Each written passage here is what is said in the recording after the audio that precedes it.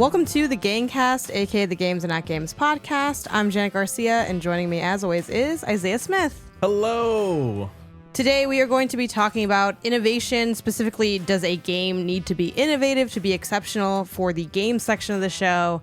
And for Not Games, we will be talking about how many pieces of media do we consume at one time? How many's too many? We don't even think we really know. So we're going to try to figure that out and have a little discussion on it and see if we can find some solutions. But other than that, Isaiah, hello, how are you? I'm all right. It's the weekend. It's I got a little 2-week break ahead of me right now, so Nice. looking forward to that. And then gonna be doing some changes around the studio. Take some time, work on some personal projects, stuff like that.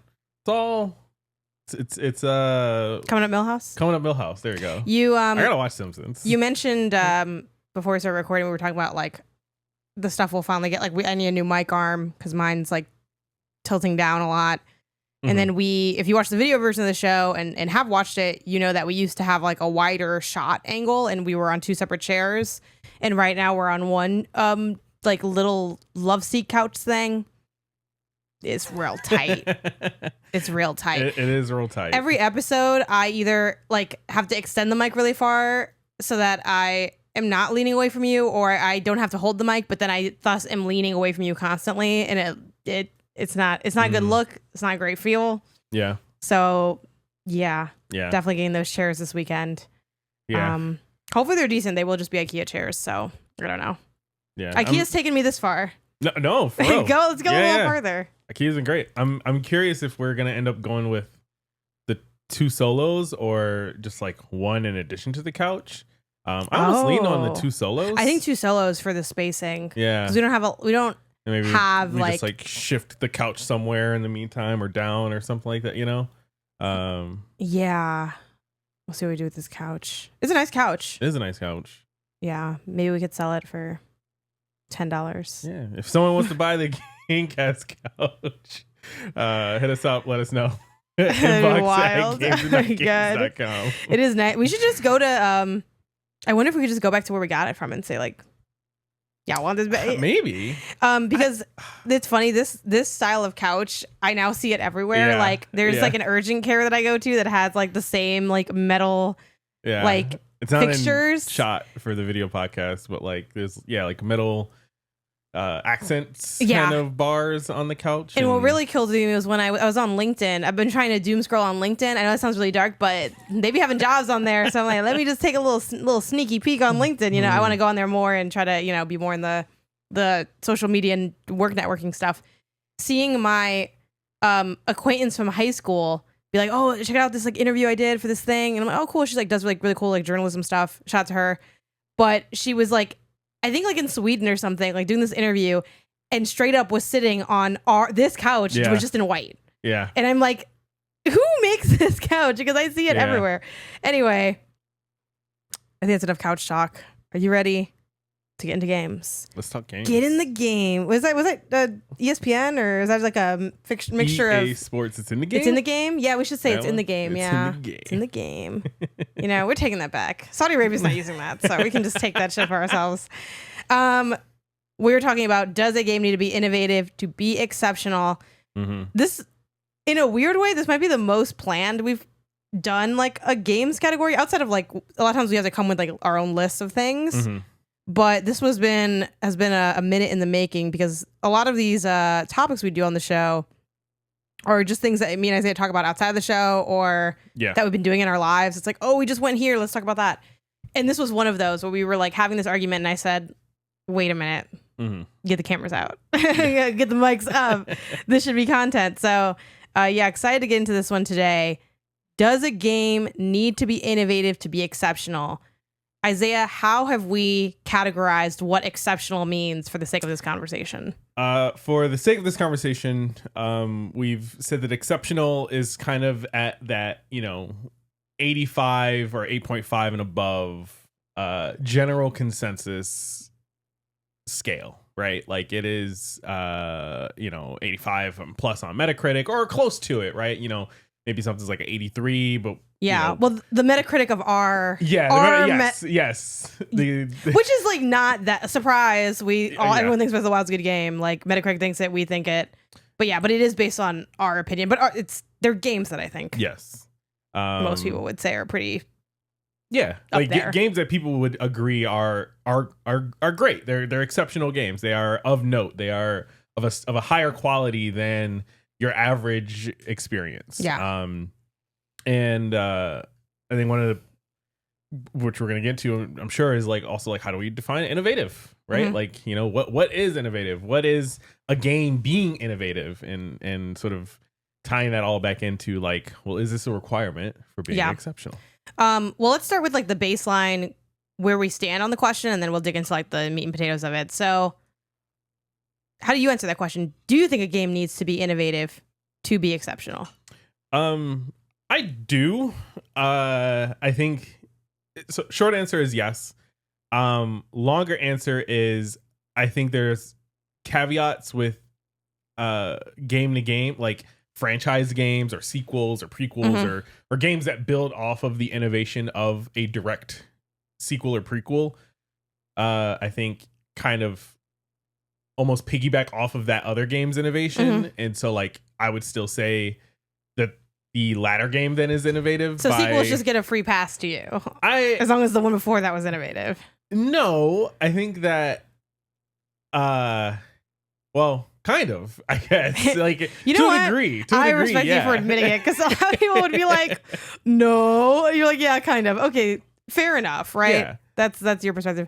My opinion, I'm strongly in the no category. I do not think a game needs to be innovative to be exceptional, because my argument is that most games are not innovative. I think innovation is like really rare in the game space. And I also think one of the reasons that a game doesn't need to be innovative to be exceptional is our perception of a game isn't that different than when it comes out. Like usually what a game scores, even just from the critics individually, like not just speaking from like the big like amorphous Metacritic, but usually like if you gave a game an 8, a 9, whatever, 5 years later, there's a good chance that if I ask you again, you're like, yeah, I agree with that take. That doesn't really evolve, but I think our understanding of innovation can kind of evolve as we see other games like latch on to things as well. So I do think like that can grow. So I don't think we need to like also be able to clock innovation when we see it to know a game is exceptional as well. So that's kind of like an extra layer to it. So let's get into what makes a game innovative. Because maybe we just have really different definitions of innovative, and maybe that's why I'm like, absolutely not. And you're like, literally all these games are innovative. What are you talking about? So I guess I can start. I don't think that, first of all, I don't think that exceptional means like, or innovative means particularly like exclusively unique in every facet of the game, right? I mean, I think that games like movies and books and every other songs, you know, every other media like builds on what came before it. It's about, though, I think innovative is taking parts of things that came before it that you don't usually see put together, or that you have never seen put together, or that you wouldn't think go together, and finding a way to make that work, and doing cool, unique combinations of things we've seen before. Like that to me can be innovative. I agree that can be innovative. I went to my favorite, Merriam-Webster. That's my dictionary of choice. They define innovative very knowingly as characterized by or introducing innovation. So then I looked up, okay, what is innovations? And their definition is a new idea, method, or device, novelty. There's also the secondary, which is the introduction of something new. I think method would fall under what you're talking about. Like, you know, the jump, once the jump exists, it's no longer innovative. But I do think the ways that like, you know, just as a fake example, and I don't know what the first or like iconic game to do this, but like whoever kind of introduced the chaining method of platforming, like that's innovative, you know, like again, I think Mario 64 is like a big popularization of that a little bit with the like, you know, you can like dive and then, you know, that kind of stuff. I'm sure they're not the first, but it's like something like that. It's like, oh, okay, the jump itself isn't, but the way you put it together. So I think you're covered by methodology there. For me, I kind of agree with you on the definition of innovative for games, which also makes me wonder why you think so many of these games are innovative. Well, I think the thing is, it's not that like an innovative game isn't exceptional. It's that like I think a game can be exceptional but without being innovative. And like one of my core examples of that is like Metroid Dread or even like Metroid Fusion, because I know we were debating on like how much heat is Dread packing do we want to put in there. It's been a long time since I played. You're more recent, so maybe you have a better memory of Metroid Fusion. I don't recall anything in that game being innovative. Like, now maybe you cover that because you're like, Metroid was once innovative and now you can just do whatever you want. No, and that's a fantastic video game. I love that game. It is. Metroid was one of those. It was for me. You know, keep me honest. When we were talking about it, I was kind of like, I don't know. Is that even like is it exceptional? Nah, I'm calling cap on this app. You definitely said it was exceptional. I like the game. I love the game even. And it was Dread that you said, I'm not sure if I would put that in the exceptional category. Yeah. Fusion, but yeah. Okay, so that's what I'm saying. We're talking about Fusion. What's innovative in Fusion? I don't remember there being anything, but maybe you played it more recently. Maybe you're like... No, not even. I think if I'm being honest, which I'm gonna try to keep it honest on the pod, right? on hot on mic. I never played the original. I played Fusion before. I think I even tried playing the original, or even if I even did play the original, I don't know if I did. So to me, Fusion is like the original Metroidvania that I played, kind of like it is the oldest Metroidvania that I played. So it is hard for me to argue. So you're like, something in here probably was. It's hard for me to argue because I didn't play the sequel or the game right before it, kind of like right Metroid. Okay, let's do a quick pivot. Okay. Super Mario Odyssey. Super Mario Odyssey is definitely innovative. What are you talking about? What's innovative about Super Mario Odyssey? The fact that you are switching these hats, you're throwing a hat at all these different characters that then completely change how you interact and move throughout this platforming world. Transformations existed in Nintendo games forever. There's the Kirby, there's Yoshi, like Donkey Kong has like rideables. Even Mario transforms a single rideable of the stupid rhinoceros in Donkey Kong Country. I'll kind of give you Kirby in that, like, if you pick up the sword, then you have like a sword for a second. One thing I will say now that I'm thinking about it, I guess it's the fact that you're taking over a thing instead of becoming a thing.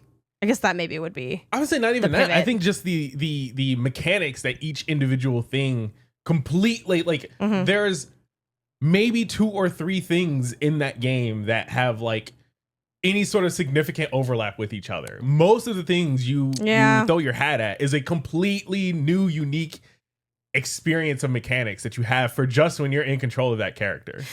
I agree that that's really cool. I'm wondering if we've seen capture mechanics before. Sure. I'm not saying capture mechanic is innovative. I'm saying the scale and the implementation, the method that they did it in Mario Odyssey is innovative. There's nothing at that scale. It's like, I'm sure we're going to talk about Breath of the Wild. It's like, like it is just so unique and bespoke in just this game. I think Breath of the Wild's innovation is the climb everything. Sure. Because I was looking into this before. I'm like, does any other game like have that? And not that I could find. Sure, at least not. And I think that's like kind of what makes it. And I think that is the identifying component of it. I missed the obvious low hanging fruit here because again, you lost me on the Metroid Fusion. Astrobot. Yeah, I don't think I don't think that part of Astrobot is the innovative part. I think I don't think anything in Astrobot is innovative, and I feel really confident saying that. Well, like the Odyssey capture mechanic, I kind of fell into a trap there. Astrobot innovative. I don't think anything is. I think it is a very exceptional game. I think they are a highly talented team. I would argue, and it's only a medium-sized argue, that a lot of the innovative parts of Astrobot we've seen in the previous Astrobot games, and the most recent Astrobot, like we've seen in Rescue Mission, a lot of the like monkey climbing mechanics. Like that's a unique, innovative like way of using the control, or like the whole like using the fact that Rescue Mission was almost like a demo of the DualSense. The DualSense, and like that and what they were able to come up with to like utilize the scale DualSense of the dual was innovative. Astrobot, unfortunately, kind of like Tears of the Kingdom, just kind of like builds on top of that with a great game. And so like Astrobot, the PS5 game, is not wholly innovative, but it is that example of, well, it directly builds on as a sequel something that was incredibly innovative for what it was. So I feel like it almost inherits the innovation of Rescue Mission. I guess then maybe the question becomes, is there a game that's like either new in the franchise, kind of like singular one-up, like that we can point to and say, okay, this is both exceptional and not innovative? What do you think of God of War 2018? I think the innovation from that came less from the gameplay and more from the like cinematic storytelling. Oh, the one shot, like the the one shot of the game. I think the one shot is by the innovation of the game. Incredible. Yeah. You're kind of making me come around to your point. And again, could you be right? Ragnarok, which is a sequel to 2018, is not that innovative, but it inherits that what 2018 built. See, to me, the thing that I might be moving towards is short answer, like maybe, like to your thing, but I think we do have to add that huge caveat of the sequel game, because that's like that's a lot of games. A lot of games are sequels. Yeah. I think we look at like the Spider-Man games, right? Yeah. It's like, I would say that's innovative in that you can swing around, the web swinging tech around New York City. That's not the first time that Spider-Man was able to swing through New York City. It's not the first time you had a Spidey sense kind of combat action, combat in a game like that straight up out of Arkham. It's not even like the first time you've been around a big New York City, like GTA and like things like that, which technically not New York City, but Liberty City, but, a big town, based off of New York City, but like the melding of I'm all dumb of because I that didn't know together. Liberty City was. It's literally called Liberty City, like the Statue of Liberty. I'm like, oh fuck, what? In my defense, I was like, what, 12? Like, I don't know. No, sure. I mean, Liberty City was a real place to me. Liberty Statue kind of is a big giveaway. I forgot about that being in there. I was busy getting the rocket launcher. That's fair. And shooting cops in the head and then reloading my save. That's what I was doing in the city. That's what I was doing in the city. Yeah. Okay. I think I might have one. Okay. Clear Obscure Expedition 33. Ooh. For innovation. I think so. My thing with like a game like Claire, I think that is an example of a game that is doing a lot of things that have come before, but doing them all exceptionally, putting some of their own, like, again, personality into things. It's kind of like how, not literally, because it's not this like simplistic, but you know how you go to those paint and sips, even though I've never done one of those. Also, sidebar, I don't want to do a paint and sip. Like, don't ever take me there. I don't want to do it.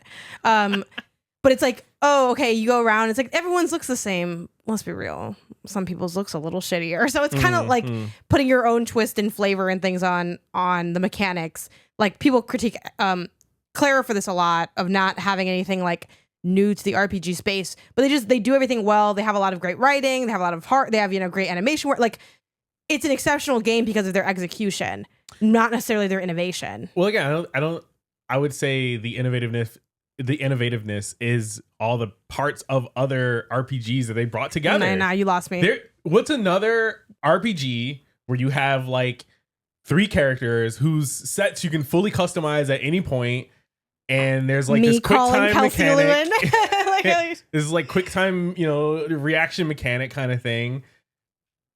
I mean, look, am I saying that this game does not exist somewhere? Sure, it might. There might be something on itch.io or like back from like the 80s that nobody is just aware of and no one's talking about. The RPG warriors are typing furiously in the comments. Look, it might exist, but it's not.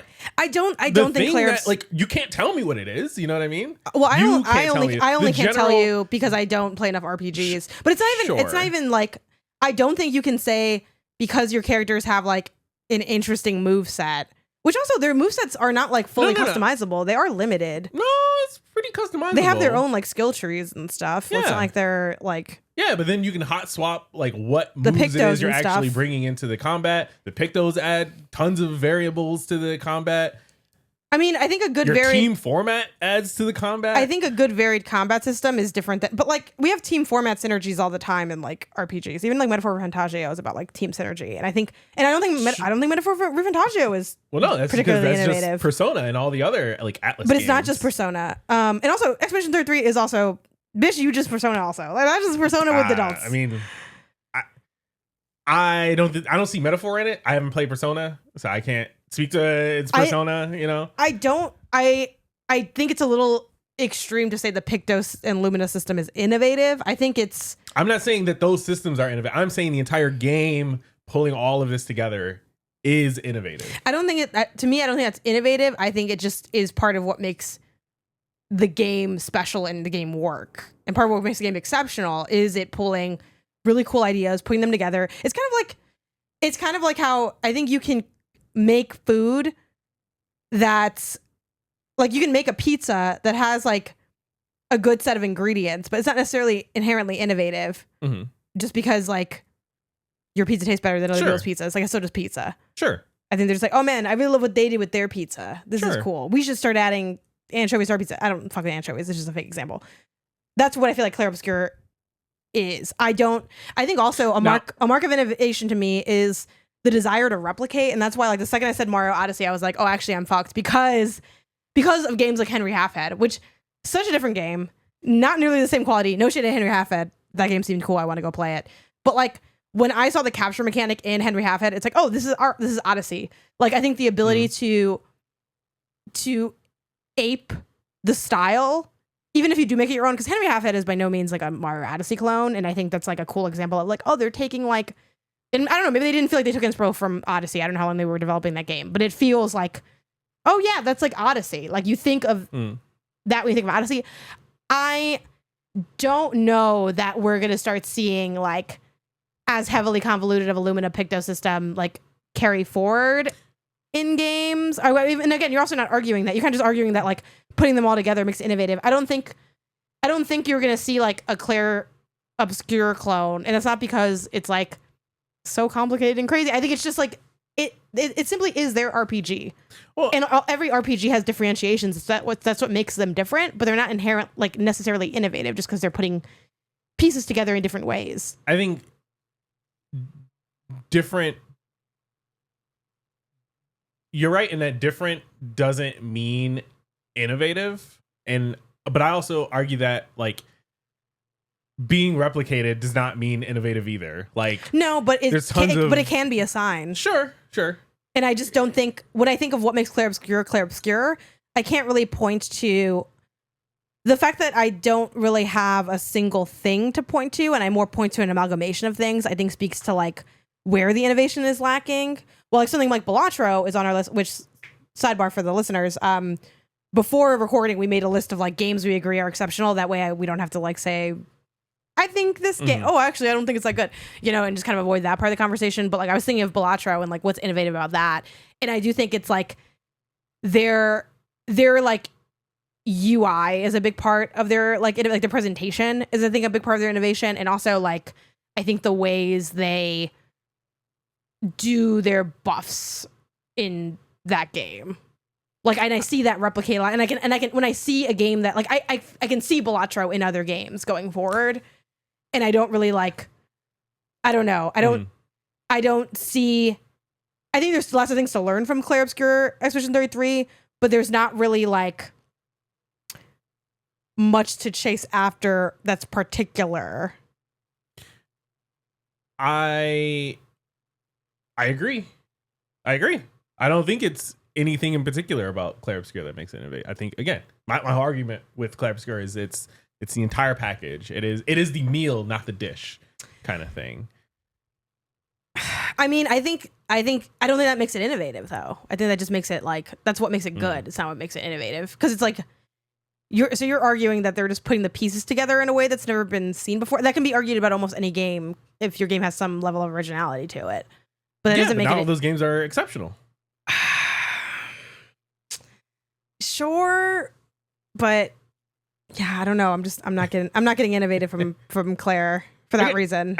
I think a important part is also like exceptional. I think you're working backwards. I think you say Claire's exceptional, thus that must mean the way they put their pieces together is innovative.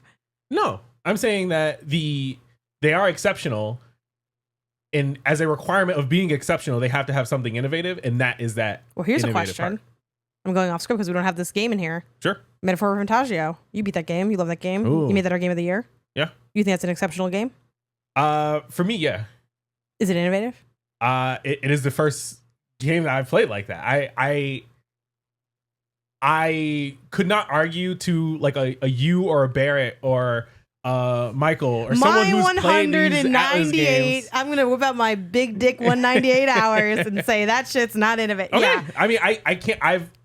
I know there are other games in that studio's discography that probably are the exact same thing. This is just like a different theme, coat of paint put on top of it. Yeah, to me, there's a difference, and maybe there's not a difference to you. I'm curious. Do you feel like there's a difference between freshness and innovation? Yeah. What would you say that difference is? I think Dread would be like a good example of that, where Dread is a fresh entry, a fresh instance of something, but holistically is not innovative. And that's kind of like how I feel about like Metaphor of Fantagio, Claire Expedition 33. I think, and that's to me, the like part of what makes a game exceptional is freshness. Mm-hmm. It's not like mandatory, but it's like a large role, and that's something I look for in exceptional video games, which is like to say that you can take the old and make it feel new again. And I think that is like a mark of exceptionality. And to me, like Claire, Metaphor, they're taking the old and they're making it feel new again. Yes, maybe they're doing something like a little bit different, but that's not inherent. Like, I guess the question too is like, is different enough to be innovative? Like, I do think and again, I'm not like the number one expert in RPGs by any means, but I think how they did the archetype system in Metaphor, I really liked because it was more free form. And that is what kind of differentiates it from like Persona, at least Persona 5, that's the one I played. And I thought that was cool. It's cool, it's fresh, it's a vibe, it helps like make the game more fun. But I wouldn't go as far as to say that's innovative. It's just like one like little thing. But I don't know. I guess it's like it depends on how much I think that element feels like almost it's the identity of the game.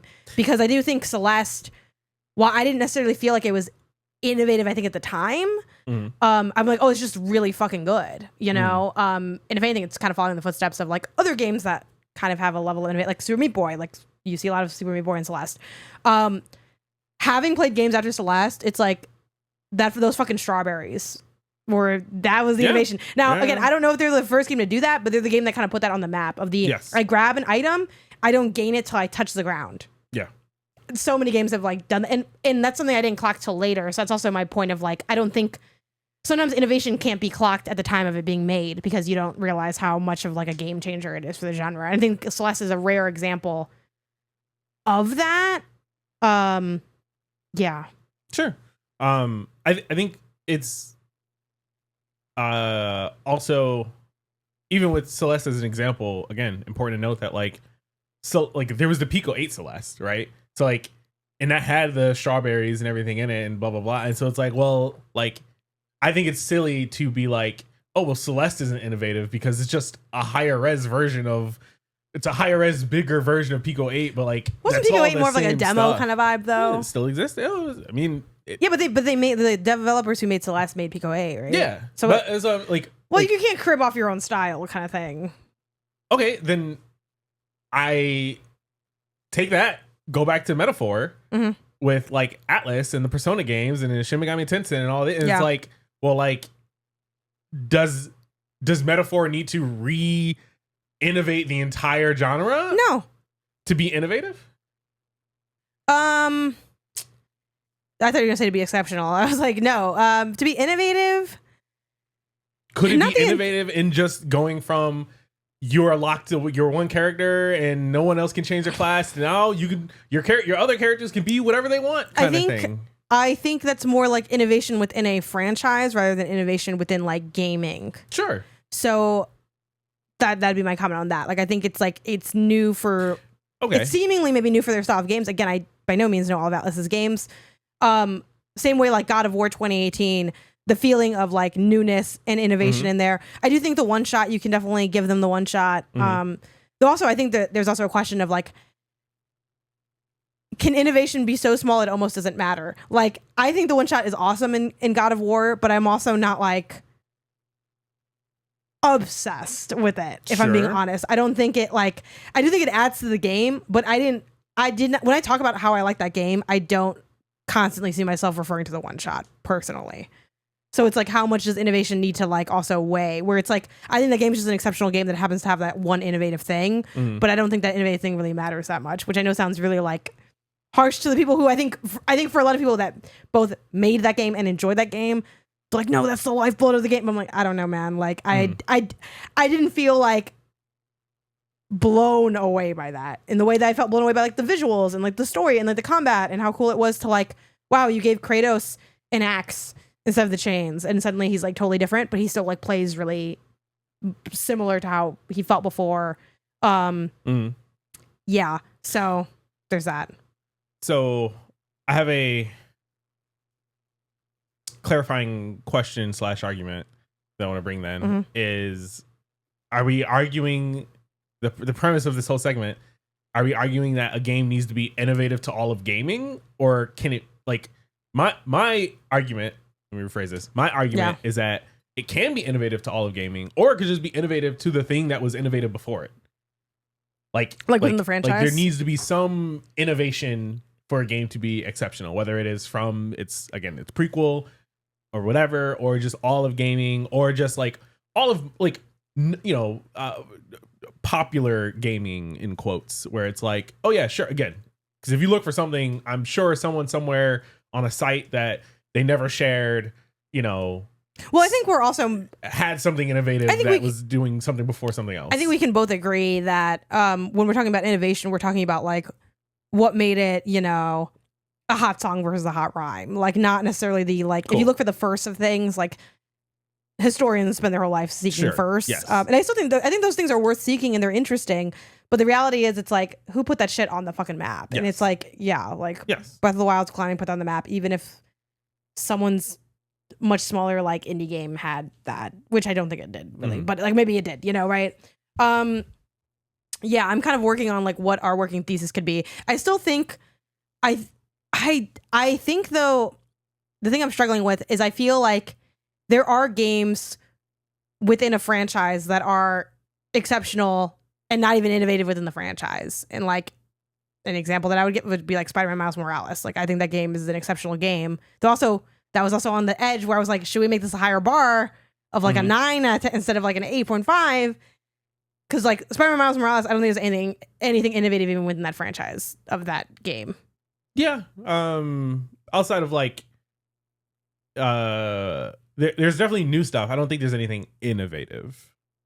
Yeah, I would agree. Yeah. Yeah. Even Ragnarok, I feel pretty similar to. I mean, there's like new things, like the fact that you have different playable characters and stuff like that. The weapons you get is pretty cool and stuff like that. But that's like, I don't even think is that innovative within the franchise. I think it's Which is that you have a different weapon. You ever had a spear before? Yeah.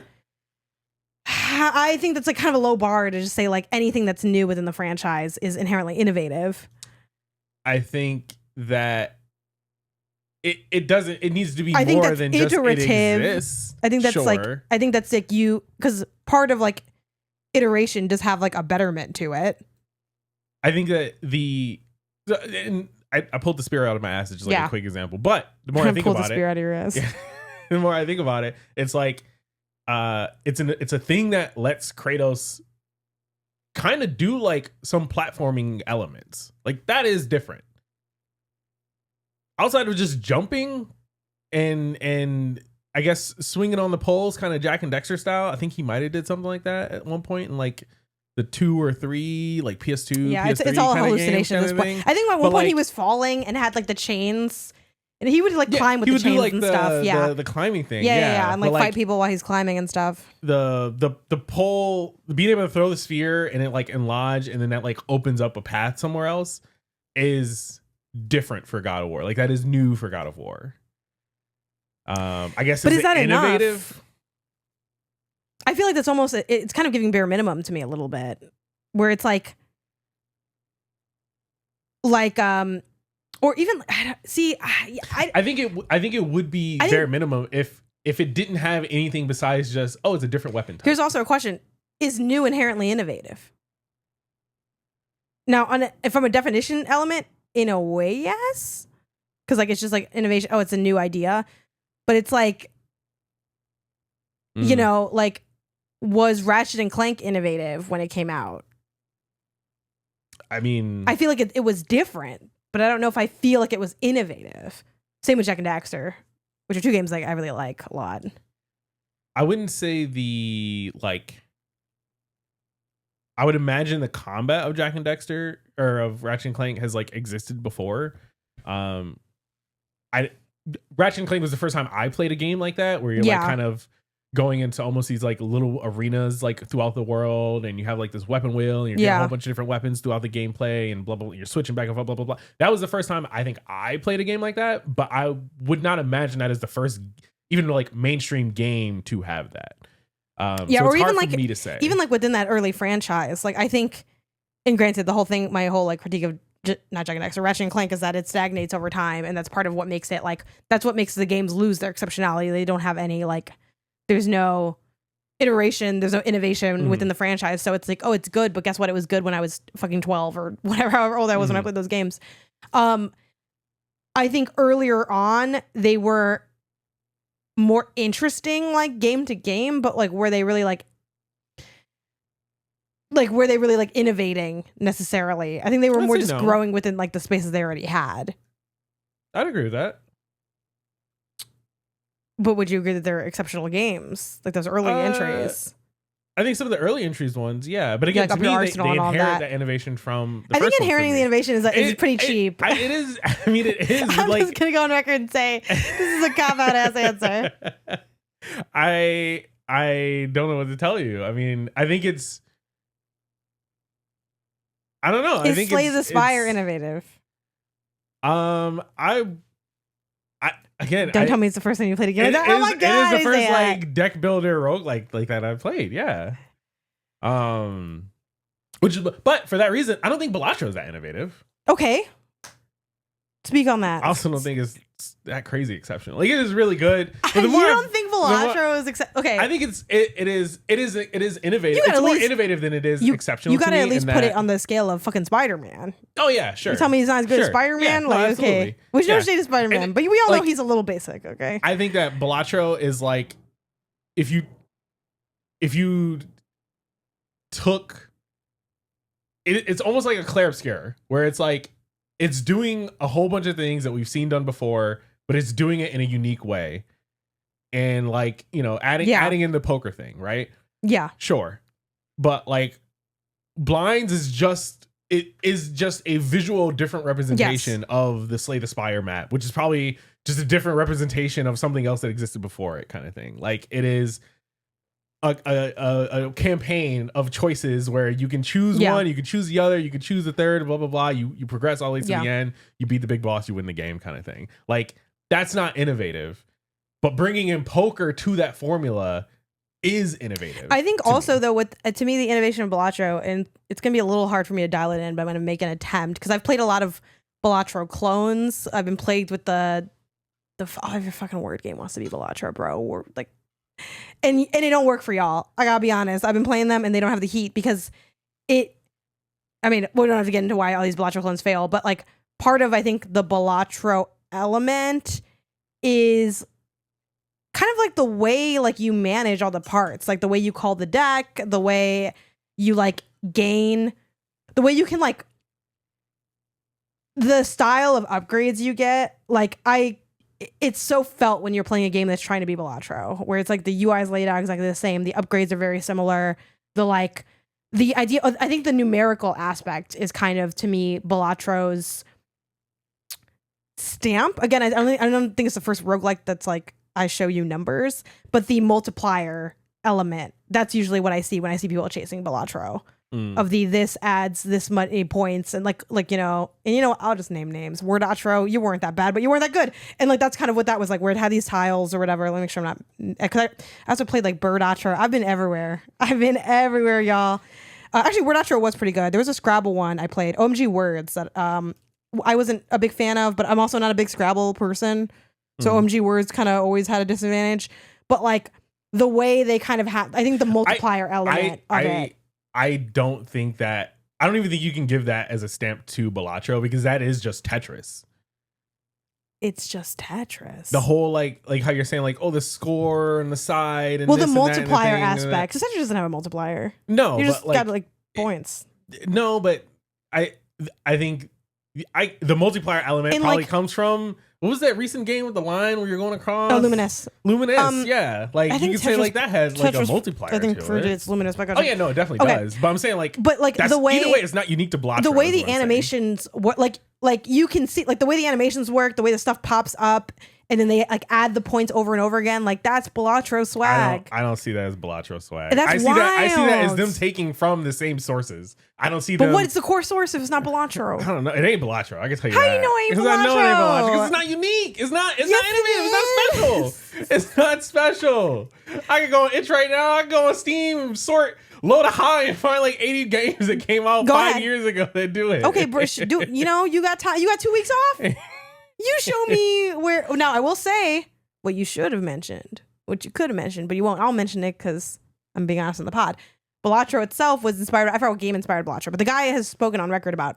He's like, "Oh, my game's just this other game," which again, it is tough to separate like inspo versus like, okay, like your inspirations. How does that like affect or whatever? But let me see. What was there? Can I get that game? And then we'll go play that. We'll pause the recording. We'll play that, and then we'll. I think it was big. Well, Luck Be a Landlord was definitely like I think one of them. Anyway, I'd have to dig for like the numerical thing, but I do think that's like. Jump scared by the Balatro music. I also think Balatro's, and that's also why people I think fail to be Balatro. Balatro's swag is just higher than everyone else's. Sure. Like the way they do, because like the music plays a big role in that game too. In like the music, the look, there's the fire, like the not also the hiding of kind of the like if you got it or not until you get it. Anyway, so you're arguing Balatro's not innovative. I'm not saying it's not innovative. Maybe I did say that. I don't. My argument is not. My formal argument is not that Balatro. Yeah, you want that stricken from the record if you did say it. I want to be clear. My argument is Balatro is innovative. I will concede that it's exceptional, but I don't think this is one of those like. I guess I just don't like Balatro the way that other people like. To me, it's not this like crazy 10 out of 10. It's not on a level of Celeste. It's not on a level of Breath of the Wild. It's not on a level of God of War. It's pretty good. I gotta go back. It's on a level of Spider-Man, which is a different level, a very good level. You said this is just card Spider-Man. It's still on a It's just, to me, it's Spider-Man. It's not Slay the Spire. I'll say that 10 toes down, like I genuinely did want to drink my coffee during that time. So I wasn't, I also think Slay the Spire is better than Balatro, but that's to me, when I think exceptional, it's like again, really trying to find those games that are at that upper level, not just really, really, really great, amazing games like a Spider-Man, like a Balatro. To me. So in your opinion, just to kind of really try to like hone in, there is no exceptional game that is not innovative. In some way, correct. But again, whether that's the if you want to, that argument falls apart if you're just like writing off the whole sequel thing. Then I have no argument then, because there are going to be tons of games that are minusculely innovative because they're only innovative to the game in the series. Where did we land on the Miles aspect? Spider-Man Miles Morales. I think it's an amazing game, but it's not innovative. So like it's maybe thematically innovative in that you're playing as Miles for the first time. So then, but is that not in it like an example of an exception to your argument then? Or would you like say that maybe you want to take back that's an exceptional game? I do think it's on the cusp. It is on the cusp. Yeah. I mean, I think it's at least an 8.5. That's why, again, my argument from before we started recording was we should just pull this up to 9, just so there's no debate. But let's pull it up to 9. Sure. Okay. That'll make it cleaner. Damn, now I lost my one. Even 9.5. I lost my one. I think to be the truly creme de la creme, the cream of the crop, you have to be innovative somewhere, somehow, in some way. There's you can't get away from it. Like, you can't just do exactly what was done before. I mean, I feel what like sucks is that you didn't play this game. Here's a question. Okay. I don't think you would say. I mean, I definitely don't think you would say it's an exceptional album. Okay. But like the Jordan Ward's last album, right? Yeah, the one with the White Crocs. Really good album. Uh-huh. Fantastic album. Yeah. It's not exceptional. No. So the argument is a little weak here. Okay. But like the new album that he came out with, you even said yourself, it's like, oh yeah, it's like if he just made more of the last album. Yeah. And it's like that second album is not going to be higher. Like, it's not going to jump a higher level than the first album, because it's just more of that what came before. You know what I mean? Like, he didn't innovate between albums. So like, you just get more of the same.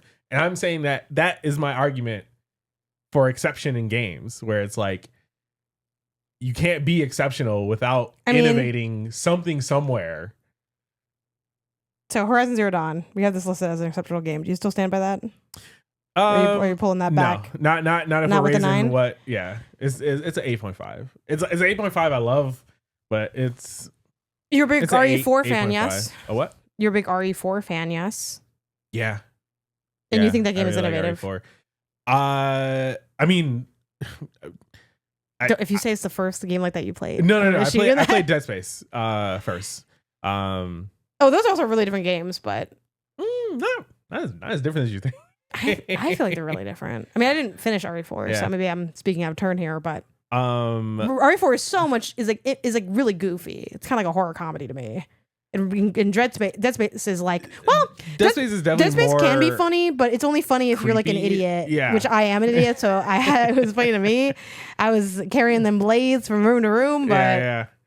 And even then, I say your gravity, like being able to pick up and throw things, is an innovation to the RE4 formula, which would allow Dead Space to be exceptional. when was what came first, Dead Space or what's that one everyone loves? The fucking Would You Kindly shit, BioShock. Oh, because BioShock been doing that. Well, BioShock is just System Shock. But System Shock didn't suck, and that's what's innovative. Sorry, System Shock fans. I played that remake a little bit. I said this should give me the other Shock because I can't. I haven't played System Shock. You're like, don't fucking play it, bro. You're not gonna like it. It's very old feeling. Okay. It feels very old. Even to the me. new, like the remake. Shit felt old to me. It felt really old to me. You could, give it a try, but I know you, and I would be surprised if you liked it a little bit because it felt kind of stiff. Maybe you're better at those games than me, so. Yeah, like I don't think telekinetic powers. At one point that was innovative, but like. I think the telekinetic powers in this horror like space mixed with the alien, the necromancers, they're not designed zombies. The necromancers being able to like there's like a system, like a dynamic system that like lets them come from the vents and stuff like behind you dynamically and stuff like that. Like that to me is like the innovative parts of Dead Space 4. The gameplay itself, like the fact that you have like this limited inventory, you're doing that's all Resident Evil 4, which is maybe something else. Resident Evil 4 is my first introduction to. I mean, it's also like RE2 that. But it wasn't inventory like system over the shoulder first person kind of thing. Yeah, but all right, here's my take. I think you're a little bit of an innovation slut. I think there is innovative, okay? You're like, oh, we've never hit X and then ran before. It's like, okay, I guess, but like, who cares? Yeah, I guess I am coming a little bit more around to your argument. I don't think I'm fully going to buy into it though, because I do think there are exceptional games that just are not innovative.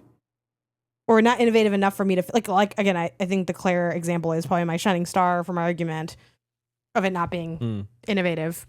But I'm trying to see how can we create a nice thesis statement that we can kind of walk away with. I would argue that if there was another mainstream game that did the same melding of things as Claire, then Claire would not be as regarded as it is. It is so regarded because it did all the things that like it did good things and a combination that was not seen before. No, I don't think it's the combination. I think it's the quality of the execution. I mean, I've never once heard anyone say that Claire is this but better. it's not necessarily that it's this, but better. Yesterday you made a soup. Mm-hmm. It was a soup that our friend Jade gave the recipe for. Shout out to Jade. Mm-hmm. Shout out to Jade for the soup recipe. 1,000% guarantee. We make the same soup. My soup's gonna taste kind of like shit compared to your soup. I don't know why. I don't think we're making the same soup because you're better at cooking. You're better. You know, there's stuff in that recipe that's like, do this to taste. I got no fucking taste. Like, I'm gonna go on record and say like, I don't have that skill set. But you can look to our soups and be like, oh, it's just this but better. Or, oh, it's just that but worse. Yeah. You can't look like no one's. I don't think saying that Claire is this but better. I don't think there. I think most games. I don't think. Let me try to like word this. It's one of those like double negative. I don't think that. No, whatever. Yeah. I think there aren't that many games where you can accurately say this game is this. I know we use that as a shorthand a lot of like, it's, you know, Breath of the Wild meets Stardew Valley. And like, and usually when you see that game, you know, like, or the PR for that game, you're like, yeah, I see what they mean. Like they're saying, oh, it's this thing or whatever. Or like, you know, a game that, actually, I don't know if you like this game. I don't think you played it. Chia? Did you play that game? I saw some of you. Like, yeah, it's like, oh, like it, you know, you could say it's Breath of the Wild meets Mario Odyssey. Like, I would not say that, but like, if someone said that, I would understand. Oh, they mean that there's a capture mechanic and that you explore, you know?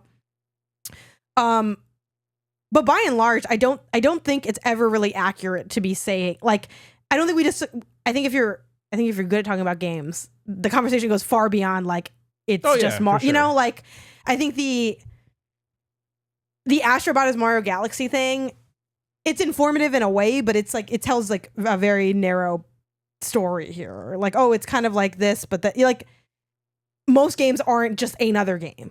Sure. And I don't think that means every game is innovative. Like, everyone's like kind of doing their own thing in the space of game development. And that's inherently going to be, you know, pulling different pieces and putting them together. But like, some people do come up with things that it's like, hey, we haven't kind of, no one's really done this before, you know? And that, to me, that part, that's innovation. But I also think some innovation matters more than others. So I do think the like God of War's over the shoulder, the camera, the one shot, I think that feels less impactful than like Breath of the Wild. You can climb everything. You know, I think also like how big of an impact does it have in the game and like its lasting legacy and like what people chase after. And again, I think Breath of the Wild has more, you kind of touched on this, but it has more innovation than just the climbing thing. Like the whole kind of the way they approached open world, it's so felt in like many other open world games that have come after, trying to chase like, how can we get exploring to feel like as good as it did in Breath of the Wild? But yeah, so I don't think that's my like long-winded point of I don't think the reason Claire is innovative is simply because I can't say Claire is just this game. I think most games you can't really say it's just this game. And if you do, you're telling a very, very partial story of the game. Like 9 times out of 10. I think you could probably say this game is just this game more than you would think. Unless you like are also trying to include the details of like if you're looking at games mechanically, I think you could say this game is this game a lot more than you think. I think this game is this game gives you a lens, like if you're thinking of like a camera or whatever, but it doesn't give you any focus. So like it doesn't create a meaningful picture. Like if I said like this game is Breath of the Wild meets Mario Odyssey, would you envision Chia? I don't know, maybe you would, but I think kind of, yeah, like a little bit. But I also know Chia, so maybe I know it's like so tough to like a game that you don't know. Yeah, like we just play that game sometime. That sounds kind of fun, actually. But like, I don't think I think if you say Resident Evil in space, I think you do see some of Dead Space, but I don't think you see like what makes Dead Space special, though. No, that is because like if I picture Resident Evil in space, I picture, you know, if you put Leon Kennedy and he's shooting aliens.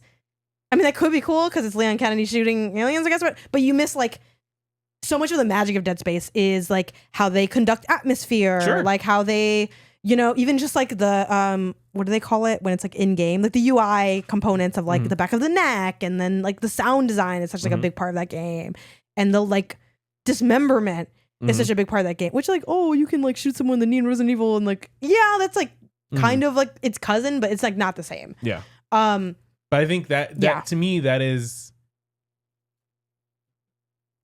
not like, that is Dead Space is Resident Evil plus like these like three very important, very key, very core things. But like, you could say these three things on top of Resident Evil, and you don't have to go into all the nitty gritty, the detail. Like I think you could very clearly get an idea of what Dead Space is by just saying that.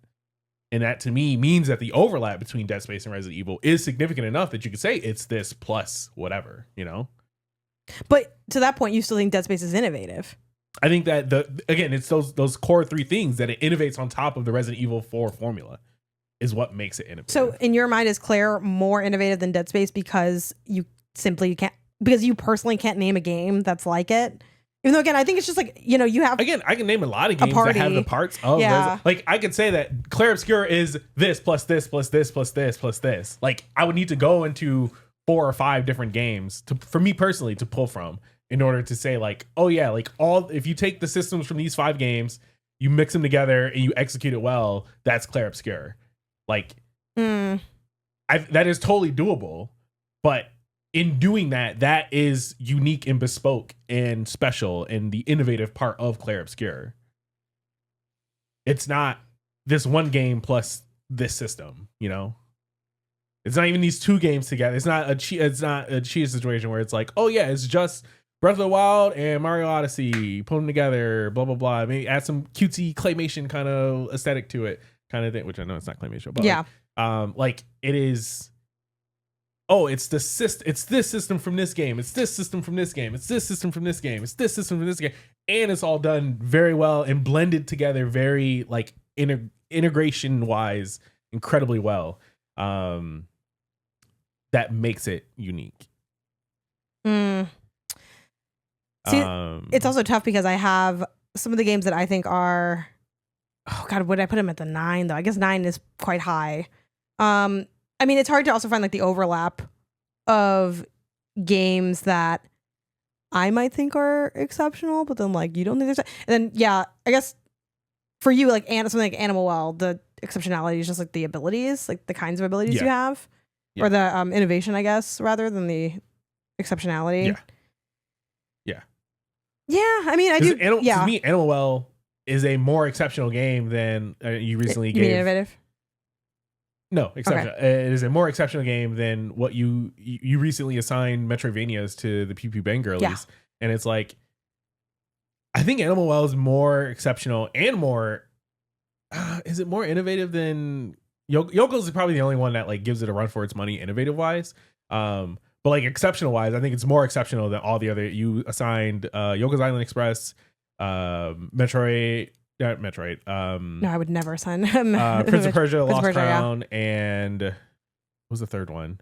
I assigned Animal Well. Did you name that already? Yeah. So I think Animal Well is way more exceptional than those other 2. And those other 2 are also really good games, but they're not like, if someone wants a Metroidvania, Animal Well is like an incredible, like, you're not like mixed with the Metroid like mechanics. Like you need to think outside the box and discover and use mechanics in game like together to really beat this game. Like that is such a unique formula and executed so well with tools that are so unique to just this game that to me that is innovative, you know. And for Prince of Persia, of course, where you just the memory snapshot. It really is just the memory snapshots. That is the innovation, which is innovative. Can I be honest though? I think without that, I might still have that be rated the same. It definitely helps a lot. You think that's the pulse of the game? I think that. I mean, without that, it's still a really, really good game. It's a Spider-Man. To me, it's a Spider-Man without that. With that and like what that means for like going back and backtracking and doing all these things in a Metroidvania that you do, like it really, to me, I found that those snapshots that you can just place wherever, like that note, it took the note taking you do outside of the game and put it into the game, and to me that's innovative, and that is what makes it like a 9.5 for me, honestly. Like it's such a good, really good game.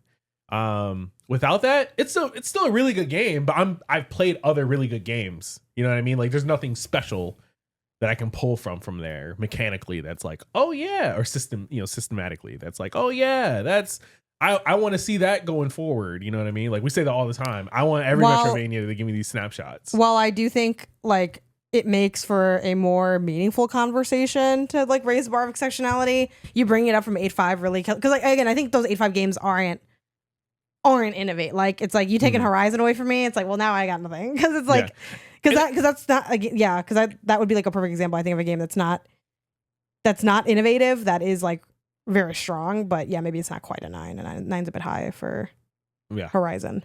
Yeah, I love it like a 9, but it's really more of an 8 if I'm being honest. I feel like I've more come around to your point, but I do think I've also come a little bit. I think more there are close some. towards you. I think I personally feel, and this is also like kind of a cop out, because it's like it's always easier to say like most, but I think it's more like most games that are exceptional, like have a level of innovation, or have like a notable innovation to them. But I don't think it's all, because I stand by Claire is not innovative. I don't think that Claire is innovative. I just think it's like cool and it's a little different. I think a little different is different than innovative. I think, are you saying it's not innovative because you've personally seen no innovation in it, or you've just heard that there's no innovation in it?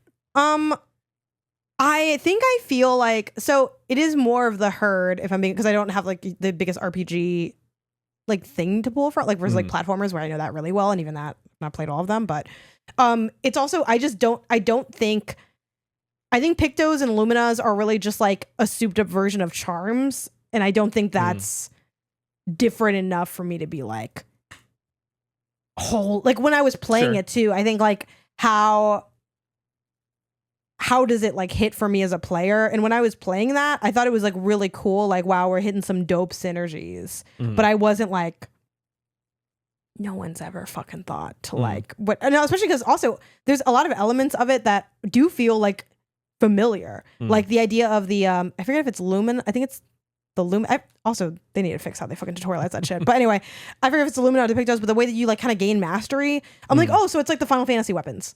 It's like, and that's not a bad thing, but it's like, yeah, like you have a thing, you gain mastery, you have a bigger repertoire. Like these are all like, it's, to me, it's like the same kind of stuff, but it is like, it is fresh feeling. And I think like, I think, and that's kind of where I would maybe like add to this idea of like what makes exceptionality, like what are the ingredients for exceptionality. I think innovative definitely is often a really core ingredient of exceptionality, but I think freshness can make up for lack of innovation. And I think that's what Claire brings to the space. And like it's tough because, and again, I don't know, I didn't review all the games that like I've played. I'm trying to think of like, again, you don't like these games, but like Life is Strange True Colors I think is a really like fantastic game. I don't know offhand if I'd give it a 9, so like it's tough for me to like, now I'm kind of trying to quickly like think, oh, is that good? But like I do really love that game, and I don't think there's like anything innovative in it at all. Like it's not innovative at all, but it's like they told a really good story. Like yeah, but I do think, again, maybe that does make it an 8. Maybe it is a little shy of exceptionality, and maybe part of that is that lack of innovation. But I think maybe to a degree, the walking simulators are the closest I can get to like examples of like exceptionality without innovation. Like what came first, Gone Home or Firewatch? I think Gone Home. Like I don't get innovation from like, well, I know one of them was like the more like on the map one, I guess, and maybe you could say that's the innovative one or whatever. But I don't get innovation from those games. I just get like really good storytelling. Like I think they just wrote well, and I don't think writing well is like it, you know what I mean? And I also think to that degree, there are some genres that maybe like have less options for like innovation in a way. Because like they're not, you know, like there's not as much going on mechanically. Like there can be like, you know, I think 1,000 Times Resist is probably like an exceptional game. Again, I didn't score it, but I think I would put that in there. I know you didn't like it, but it's because you don't like story games. So I mean, is it not? Is that not like, you know? It's not I your like vibe. story games, but And you hate hippy dippy art shit. And it's a hippy dippy art story game. I'm just saying, look at the Metacritic. 1,000 times as this, Gone Home and Firewatch, none of these are exceptional based on the. Fuck criteria. Metacritic. Yeah, I'm the fucking critic. What are you talking about? We're the critic. Look, it's gonna be our average is gonna be lower than what Metacritic has, and we're bringing both of ours in. I mean, wait, for what game? All of Gone Home. No. I do truly like. I think it is. I think Gone Home is an exceptional. What do they put for What Remains of Edith Finch? I bet they don't know what the fuck they're talking about there either. Talking about. We're out here degrading Metacritic. 88. So I think that's fucking nuts. It's the highest of all the 4 we've now talked about. What's Before Your Eyes have? I know you don't agree with that because you don't like story games that often. 77. That's insane. I don't think it's that crazy. That's insane. It is low, but it's not. That's insane. Before Your Eyes is like it's a low 80s game. No, it's not. It is a low not 80s. To me. Yeah. Again, sure. you can have your opinion, which is wrong in this instance, but no. That game's so good. Even I was like, that game was not my game of the year that year. Definitely should have been. It was better than whatever I fucking picked. I think I picked Deathloop, which Deathloop, geez, love Deathloop, but yeah, I think again, this needs to be our opinion, not like Metacritic's a fun like thing. Just what are the streets? What are the critical streets saying? But the critical streets, they fucking like Starfield. I think that shit was ass. Like, you know what I mean? Like, so yeah, I'm not gonna. No, that's fair. I'm not gonna bend the knee of it. But I mean, yeah, like I think a lot of these games that we're talking about that we agree are really, like What Remains is the one that we can both agree is an exceptional game. That's I would say is exceptional. Yeah, yes. like, and what did you say that had on here? 88. Which it's getting there. Again, it's hard to get to a 90 on Metacritic because so many people have to be like, this is fucking heat. And but like, I kind of like that. Like as a I'm not mad at it. You know, look, I ain't never been mad at Metacritic, but I've been like, you don't know. I haven't looked at it. I do often look and say, you don't know what the fuck you're talking about. Again, Metacritic is an aggregate of everybody, so it's not. You know, I joke that like, well, Metacritic, you're dumb. It's like 90 people in there, so it's like impossible to distill. You're gonna get some swings. Yeah, so those are like a lot of the walking simulators. Like What Remains of Edith Finch actually I think is one of the more innovative ones, but like a lot of them aren't, I think necessarily doing anything new. It's just that they're really like moving in how they write, how they maybe like present like the things they draw upon. Like I'm not going to say, oh, Gone Home's innovative because they have a picture of this one piece of art and then they use it as, like it's just how they execute. So I think high level execution is the other. Like I think you need more ingredients than.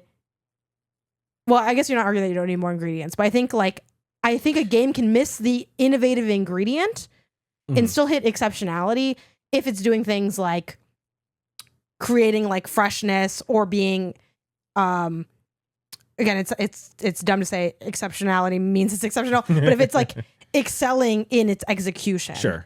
And talking through these games, I can agree with that. I think that my original stance of all exceptional games probably too strong. I will stand firm that at least most truly exceptional games have some level of innovation, but I think that all like there's I will agree with that. Once I start looking at these, I'm like, fuck, there's a lot of little innovations in here. Room for the exceptions, for the outliers, for the the who would have thoughts that come in and take us by storm and become exceptional. I can come down to most. Yeah, for sure. Okay. I think also like our thing with Claire, it could really be based on more of what bucket do you put it in. Like you put it in the innovation bucket. I put it in the like fresh bucket. So here's my working idea of what we've kind of decided, quote unquote. A game needs to be innovative to be exceptional, aka 9 out of 10, or excel in execution / push pieces together in a way that feels fresh. That feels like in lieu of an innovation. I think you can make up for lack of innovation if you are. I guess there's more of an and/or because you can be doing all these things at once. Yeah, I can give it that.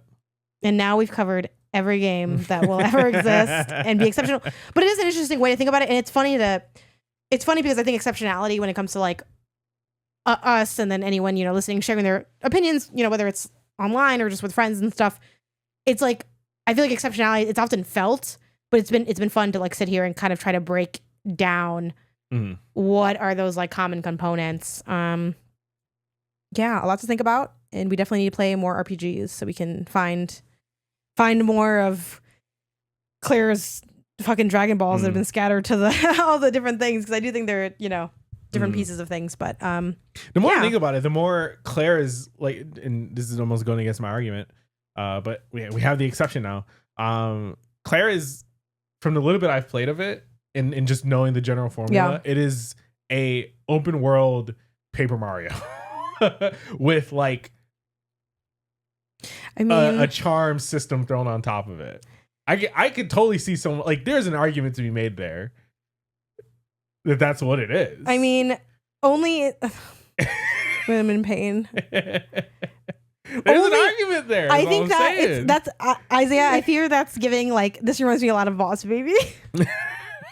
Guy who's only seen Boss Baby. Also, you know what? Turn-based RPG with like quick time event interaction, mixed in with the battles. You go around this overworld, and you like, when you contact an enemy, you go into battle with them. You have a team that you set up and can determine, what skills and move sets they have beforehand, and the menu says like, you know what? If you need to say that Claire obscures Paper Mario to agree that's not innovative, it's like the monkey's paw. Yeah. I'll take the monkey's paw dub, I suppose. But yeah, we'll be curious to hear what everyone thinks of Paper Mario with fucking, hotter people. That's the only difference. And now for the not game section of the show, we are going to be talking about juggling different types of media. How many of each type of media do we consume at once? This is something that I am trying to figure out, and was inspired by Isaiah being like, "Hey, what's up with you in Demon Slayer? What do you have plans on like how you're finishing that?" And I've been watching a lot of that already. I'm pretty far into it, but it's like, you know what? I have concepts of a plan, so I figured we'd bring sort of our burdens here today and sit and try to like figure out a method to the madness. So, kind of like gut reaction. How many? I don't know if we want to break this down by like TV versus movie. Like, how do you want to break this down? Maybe like cadence of movies, but then just like, because you either watched a movie or you did, what I mean? You can't really like. Some people do. I guess some people do, which is really weird. Start a movie and really weird. Let me know in the comments if y'all watched a movie in pieces. I've never really like done that. I have never been able to do that. I kind of want to start doing that, because I feel like the runtime intimidates me where it's like, I don't want to sit down here for 2 hours and watch this one thing. And maybe if I like gave myself the option to like watch in pieces, I would be like more willing. I'm not saying I'm gonna do that. I just feel like I think those people are living a life of freedom that maybe I could benefit from. I think that if it's an exceptionally long movie, like a 3 hour, you're doing like Lord of the Rings, director's cut versions, and you want to break that down into like halves or quarters or whatever each, sure, fine. Because that's more of a marathon. You know what I mean? Like you're signing up for a marathon, not a sprint there. For a regular movie, you want to watch Meet the Parents, Meet the Fockers, like just knock those out. You know what I mean? You don't need to watch half of Meet the Fockers and come back. Never gonna watch it. No, we already did that. We had an episode on that actually. If you want to check that out. Okay, so we'll go through cadence of movies, TV shows, books. We'll talk a little bit about. I know it's the not game section, but we'll allude to some game stuff just because that is another piece of media. And then this is like really chill. I feel like this is not even a problem, but albums might just be worth talking about a little bit. So yeah, let's start with cadence of but also with the movies. You had that whole like, I'm watching all these like all this franchise and stuff. I guess like how does that weigh into like what's going on with you in movies? I would say there's like the outlier sort of challenge that I might pick up where, like I said, we side quests. Did we did the Fast and Furious franchise last year. This year I think we're gonna do Mission Impossible franchise. So like, because that is so dependent on when my schedule aligns with Edwin's schedule, with your schedule, like we might knock out 3 movies in a night. We might not watch a movie for a whole month. You know what? Fuck you guys. You're always picking the movies for this weird challenge that I get stuck in because I live here. I'm picking the next fucking franchise. Sure. I'm tired of being strung along on these fucking franchises that I got no say in. Mind you, I probably have done this at any time, but I was sitting here back and realized, you know what? I don't want to be around for what this third one was. I'm picking the third one. Sure. And that's going to be what we watch. All right. Sounds good. I can't wait. I'm looking forward to it. Go ahead. Continue. So outside of those like sort of initiatives, I don't really watch movies that often. I might catch a vibe and see a movie in theaters like once a quarter, maybe twice a quarter kind of thing. Yeah. But like I can count on both hands how many times I've watched a movie in theaters last year. You know what I mean? Yeah, we were really running a low hand. number. And watching a movie at home, it really depends on kind of the vibe. Like last year, I went to get my haircut, and at the barbershop they had on what is it? Is it Enemy of the State? Enemy of the State? Okay. I think that's what it was. Like the Gerard Butler movie. And I was kind of watching. I was like, "Oh, this is kind of good." Like, okay, cool. And then when I got home, I finished it. Like, you know, I was like, "Oh, okay, cool." I caught a vibe. The movie was good. Let me just go ahead and knock it out, finish it. And then maybe like a week later, I was like, you know what? While I was on looking for where to watch that movie, I was like, you know what? I like Michael J. White's movies. He does like some pretty good, just almost like low budget in quotes, like action kind of just fun movie. Like they're not big blockbusters. They rarely have like huge names attached to them and things like that. But he's like a martial artist in real life, and like so like a lot of his like fight scenes are like really good. So I was like, you know, let me catch a Blood and Bone, like do that on randomly. And I was like, oh yeah, this is also just like a fun little time. So what do you mean by threw that out? Like where do you watch? Is this like on your iPad or what's going on? You have a whole life while I'm recording all these other podcasts. Yeah. Is what I realized. Most of the time it's on the TV, especially if you're like recording a show for hours or something like that. I'm like, yeah, let me just throw it on TV. Who's gonna care? Who's gonna stop me? But sometimes I'm missing out on movie time because I'm at work. Yeah, no. So for movies, I'll usually just do the TV. TV shows and other media, it's kind of all over the place. Whatever device is just most convenient at the time. But movies is usually like a sit down TV. Yeah. I generally try not to scroll too much if I'm watching a movie. Yeah. Just to be, because again, it's so short in terms of like media length. Yeah. It's like, let me just commit to just doing this. And that works out really well. For me, my kinds of movies has been pretty pathetic because I get intimidated by the time. And then especially now that I think we talked about this on the podcast, we're going to sleep earlier, waking up earlier to go to the gym. So now I feel like the time pressure even more of where am I, like I forgot how I ended up. I watched the Demon Slayer movie, which again, you could argue is like, whatever. It was shown in theaters. I'm just going to say it's a movie, right? That's about 2 hours. I just stayed up late to watch that because I was sick of trying to find the time because it's like 2 hours isn't a lot of time, but like with how long I can work sometimes by the time we eat dinner and then we're eating dinner later at the time. So it's like it's been hard for that. But what I want to do with movies is I don't think I want to like commit to like a day of the week because I don't want to make it like work, but I have a whole dream of like my movie setup of like, yeah, I haven't told you this yet. So this is like new content for you. All right, world premiere. Yeah, this is like new to you as well as the show. Like, it's funny because it involves you. It's like making you do something, but it's like, I think you'll be fine. It's like not a lot of work.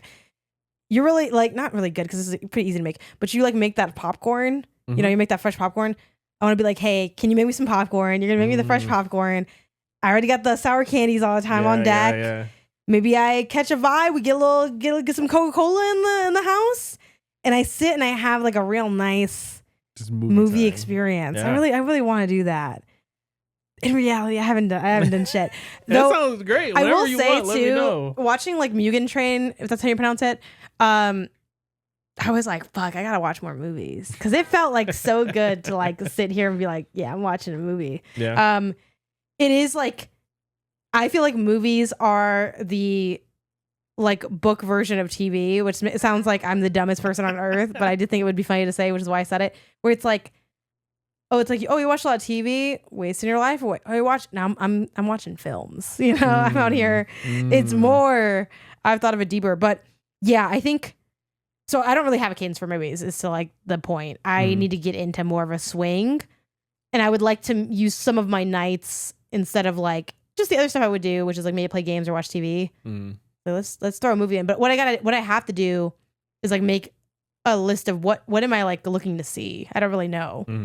Do you have like a list of movies you want to see? Do you kind of just like, and do you follow that though? Or are you like actually like going and like doing stuff with that? Kind of. So I use the Apple TV app, not to be confused with the service Apple TV app, which I guess it's now one in the same app, but like within on your phone, you can have there's the app, there's the Apple symbol, there's a TV app. There we go. And in the TV app, one of the tabs is like Apple TV as the service, but then there's also store, library, if you buy movies, things like that. So I use the TV app to track like things I want to watch. Just because that is a like centrally located list that can be on all my devices. It can be on my laptop, my phone, obviously, the Apple TV in the living room. Like I can just search for a movie, add it to my wish list or my like, you know, watch later list, whatever. And then I know it's always going to be there if I ever come back to it. And it also integrates with like, oh, if it's available on a service that I have at the time, it could be like, oh, open in Amazon Prime, open in, you know, whatever, HBO, whatever. So it's like a nice, just like functional list that I maintain there. Now, how often am I going through this and looking for something and putting it on? Very rarely. Very, very rarely, admittingly. You know what I got to do? I got to, like, and this does not always work for books by any means. We talked about our reading struggles of trying to get back in the swing. Hopefully we'll have an update in a few months of like something good to share of like how we're doing with our reading and stuff. But so this is not a surefire way, but I need to just lean back at the library, man. Get those DVDs of Blu-ray. Yeah. And just we're be like, doing really good with and that. then at least it'll be like, at least on the mind. Like, because I think it's funny, like we have like such a digital world, but sometimes having like those tangible things, you kind of need the thing in the way of the, or like the reminder of what you have. I know sometimes like obviously if something's on streaming, I kind of prefer that. I guess I need to go into stream platforms and kind of do what you mentioned, but then take that next step and actually like go there. Like just as a fake example, I think I need to make like an HBO Max watch list for movies and be like, okay, I'm going to watch a movie tonight and we're going to pick from here. They're ready now. Boom. But yeah, I have a watch list on Letterboxd that I'm now seeing, and not gonna lie, there's some good looking movies in here. I should watch some of these. So I'm like, okay, I need to edit it a little bit because some of it to get a little convoluted. Is that Gone Girl? I got Gone Girl. I got 42, the Jackie Robinson movie. I got Black Klansman. Never saw that. Oh, really? Yeah, that's really good. I've never seen The Martian. Me either. You know, so yeah. And then I put some like random, you know, my brother Edwin watches a bunch of movies and he did a whole like movie presentation for us last year. I put some of his movies in here. So we'll see how that goes or whatever. But yeah, there's like a lot of stuff in here that I want to check out. So I just need to make an effort to do that. TV shows. That's a lot more active, I think, for both of us. Yeah. What do you have going on? How many do you juggle? Walk me through it. I, for the most part, try to only really juggle one at a time. What's your one right now? Right now, I'm watching Taskmaster. So you don't count anime as a TV show? I mean, it would be, yeah, but I'm not really watching any. Like you are more watching. Aren't you Demon always Slayer. watching like one though with like your friends? We haven't watched anything in like a long time. But aren't you guys working on One Piece or something like that? No, we're supposed to do. We're supposed to watch some stuff on our own and then come back after the time skip, and we'll continue watching together. Oh, okay. But I also wouldn't count that as like me juggling a show. That's, I don't know. That's like. I mean, you are watching it. Yeah, but I'm not juggling it. It's not like I'm thinking of when I'm gonna try you're to on a break, fit I guess, this into right my now. schedule. Even then, it's not like because it's scheduled though. Like you have like it's weird to say you can't. I feel like you can't say you're not watching that show like you are. No, I am watching. I'm not juggling it.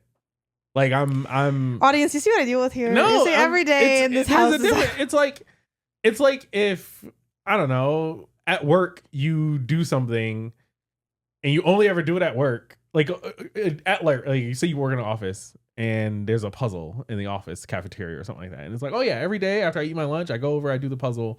You don't do any puzzles at home. You don't do, or say you do puzzles at home, whatever. I don't think to me, it would be weird to be like, oh yeah, I'm juggling 2 puzzles because I'm doing one at home and I'm doing one at work on my lunch break. I don't know. You're kind of trying to make a severance that doesn't exist. Like it doesn't make any sense. Like it's just like a separate thing. It's like it's its own. It's like the Fast and Furious scenes. It's like, yeah, I'm not gonna say I'm juggling those movies. It's like it's a separate thing. All right. However you want to conceptualize your stuff. People sound off. Let us know. You're valid to your own conceptualization. Am I crazy for saying that if a show I come together and only watch sometimes exclusively with this like friend group? In my notes, I'm going to write One Piece doesn't count ? Okay, sure. Hey, it's how you conceive of these. So I can't tell you your perception's wrong. I was surprised to hear it because so not based in any. I kind of get you where it's like, oh, that's like a set it and forget it. But to me, it's like if you were, to me, the fact that you said it is like how you manage having all the things going on. It's like how when you were streaming Persona, yeah, you were playing Persona. You weren't juggling Persona. You were playing it when you were on stream. Like that was content. That was work. That was like a dedicated space. But like to that point, if someone asked me like how many games am I playing, I would mention Persona. Like I don't usually bring it like when we do like what games are you playing this week because I'm playing it every week. Mm-hmm. So it's just like how many times can I update you on Persona 5, a game that is it's not a million years old, but it's quite old. But that was still a game I was playing. And when people would talk to me about like how do you handle how many games you're playing, I would say, oh, I have one stream game like that I'm doing along from Let's Play on. You know, right now that's Persona. I have this other game, like it was in my list of, I would list it for games I'm playing, even though it's like, oh, I only stream it. Yeah, and what do I do when I stream it? I'm playing it. I don't think it's juggling it. I don't think you're managing when you don't have to figure out when you're going to watch it. I don't have to figure it out. Well, I guess you're interpreting juggling as needing to find time for it. Yeah, it's like I'm trying to actively work through this thing. Oh, well, I can follow you on the needing to find time for it. It's like, oh, I don't need to find time. I already have the time. It's like a set of time. But you are... Again, it doesn't really matter. I agree that I'm watching it. I'm just not juggling. Okay, fine.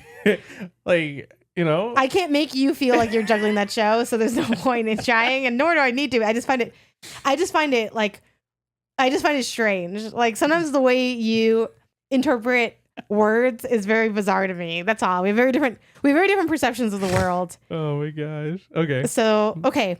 Fine. Mm-hmm. So what do you got for shows? We kind of got distracted by the you're not watching One Piece, you are watching the Schrödinger show. We won't count that. Whatever. What do you got going on? You got Taskmaster? I got Taskmaster. I'm not personally watching any anime. I'm not personally the only thing I'm like, huh? What about Furin? I mean, we watched the first episode and then it's been 2 weeks since we watched anything. Well, are you watching it or are we not watching it? What's the vibe? You let me know. It's my fault. Oh shit, this is news to me. Yeah. All right, well. You're already in the middle of your Demon Slayer stuff. I'm like, all right, you got Demon Slayer. You gotta say, I don't want to get into spoilers for you, but like you got your own shows that you're watching. I'm not gonna go off and rogue watch Freerun. I was just gonna wait until you were like, okay, I'm down to double down. Okay, so that's like a TBD for you. Yeah. Okay. I think I would say Taskmaster is my only like solo show. Together we're watching Abbott. And together we're watching Freerun. So both of those are kind of in their own kind of category of when we have time to watch something, we'll do it. Yeah, I was watching The Good Doctor. It got really sad at the end of one of the seasons, and I had to put it down because it was just too sad. I want to come back to it so bad because I love the characters in that show and I want to see more of it. But I don't know if it's just going to continue to be sad or if was that the outlier or what. Maybe I'll do some like Googling and find out like what's the general consensus on things. I have a couple anime that I want to watch, but nothing that I've started recently or anything. Is that like an intentional thing? Like, are you kind of just freestyling, or are you kind of, because you mentioned you're like, I like to only watch one show at a time. Like, do you really try to commit, minus the In Us show? Yeah. Do you really try to like, are you pretty like firm on that? Have you ever gotten caught up? I've definitely gotten caught up. But to be honest, it's a rarity for me to juggle even multiple shows just because I very much enjoy kind of like how my games, which we'll talk about too, where it's like, I like being all in on one, being able to not have to context switch or lose focus or forget where I was or forget what happened or blah, blah, blah. Like if I'm just sticking to one show, you don't have to deal with that problem. And for me, that's a big, like I lose track of things very easily if I jump around too much. So I try to just stick to one. Yeah. I am drowning in riches of my own making. So we have the Us show.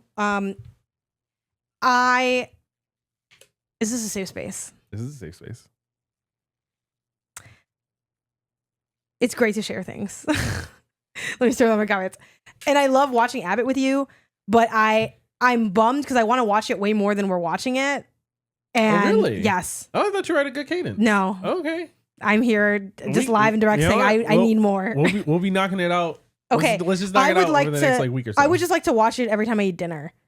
Like I always want to watch that, but I haven't been able to. Like you've been just so into Taskmaster, and I'll be like, "Hey, you want to watch Abba?" You're like, "No, I want to watch Taskmaster," and I'm like, in my head, I'm like, "Bro, fuck Taskmaster, bro." Like I'm just like, I'm fucking. I want them to be done with their tasks. Yeah. Yeah, sure. We could do that because, and the reason is for me, and this is kind of like, I wouldn't say a mistake on my part. That's a little dramatic, but what I realized is that like I long for the sitcom. And I think my going forward, I always want to have like a sitcom in rotation, I think. Because for me, the sitcom is like the safe space. And sometimes sitcoms can get dark. Like How I Met Your Mother has a couple like sad episodes or like, you know, there are like sometimes, interesting things or crazy things that happen. But by and large, the sitcom is like a chill space.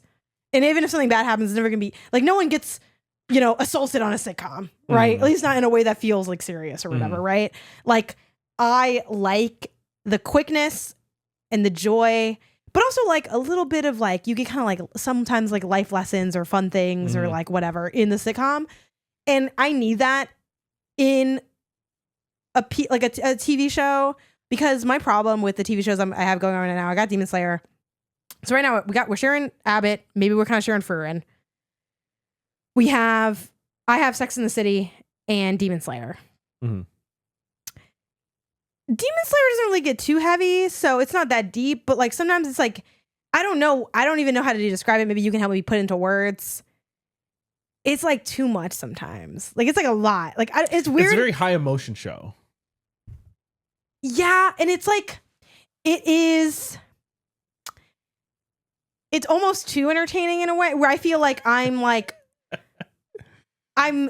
lobster's too butter. I mean, it's like it's a good show. I'm enjoying the show, but it's like I'm too caught up in it. Because here's the thing: the way I'm watching these shows, I'm usually watching them with meals. Is what I've been doing. We talked about this a couple episodes ago, where it's like, hey, instead of just scrolling on my phone, like I'm gonna like watch, you know, Demon Slayer or Sex and the City or something. But meals, we got breakfast, we got lunch, we got dinner. Most of the week, I'm working. I don't know if I want to start my work day and someone's like head gets cut off. You know what I mean? Like that's kind of like, that's the thing. So it's like a little much for the morning. Like I got emails to answer after this. I'm out here. And it's not even like it's that violent, but something about like what the show is. It's that high octane. It just feels like a lot. It's like, it's kind of an intense start to the day. Sure. Sex in the City, normally pretty safe for that. Because Sex in the City is kind of like, I don't know what they'd categorize the genre as, but it's like a non-funny sitcom, which sounds really negative, but it's like, it's kind of just like, but it's not as serious as a drama. But it, you know, but like, and normally it's like chill because it's like, oh, I don't know, like little things happening. Oh, like someone, you know, it's about, this one's about flowers in a way. And obviously there's like always like a sexual angle because it's Sex in the City. So there's like something about like sex and relationships in it. But mostly it's a pretty chill show. So I'll watch that a good amount during my meals where it's like, okay, I still have my day going on.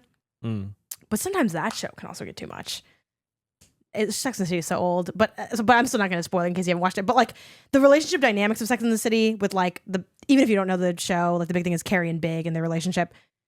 That can get kind of toxic. Sometimes it gets so toxic. I'm like, I literally like the way, like, I don't know if you have this problem with shows, but like my level of empathy, I can't like, it's almost like, you know how there's some people that, some people can't. Can you watch Scott's Tots from The Office? I can. But some people are like, literally, Scott's Tots comes up and I'm skipping the episode. That's how not me, but some people are like that. Oh, I'm kind of like that. Like I don't enjoy. I can understand watching that episode. That's how some of these Sex and the City episodes are. Gotcha. Oh man. Where it's like I'm watching someone. Oh, why are you doing that to yourself? Because it's not all. Because I still enjoy the show. It's entertaining, you know. But it's like that can be a lot too. So sometimes I'm rolling the dice on Sex and the City with how it's going to affect my mood. I guess.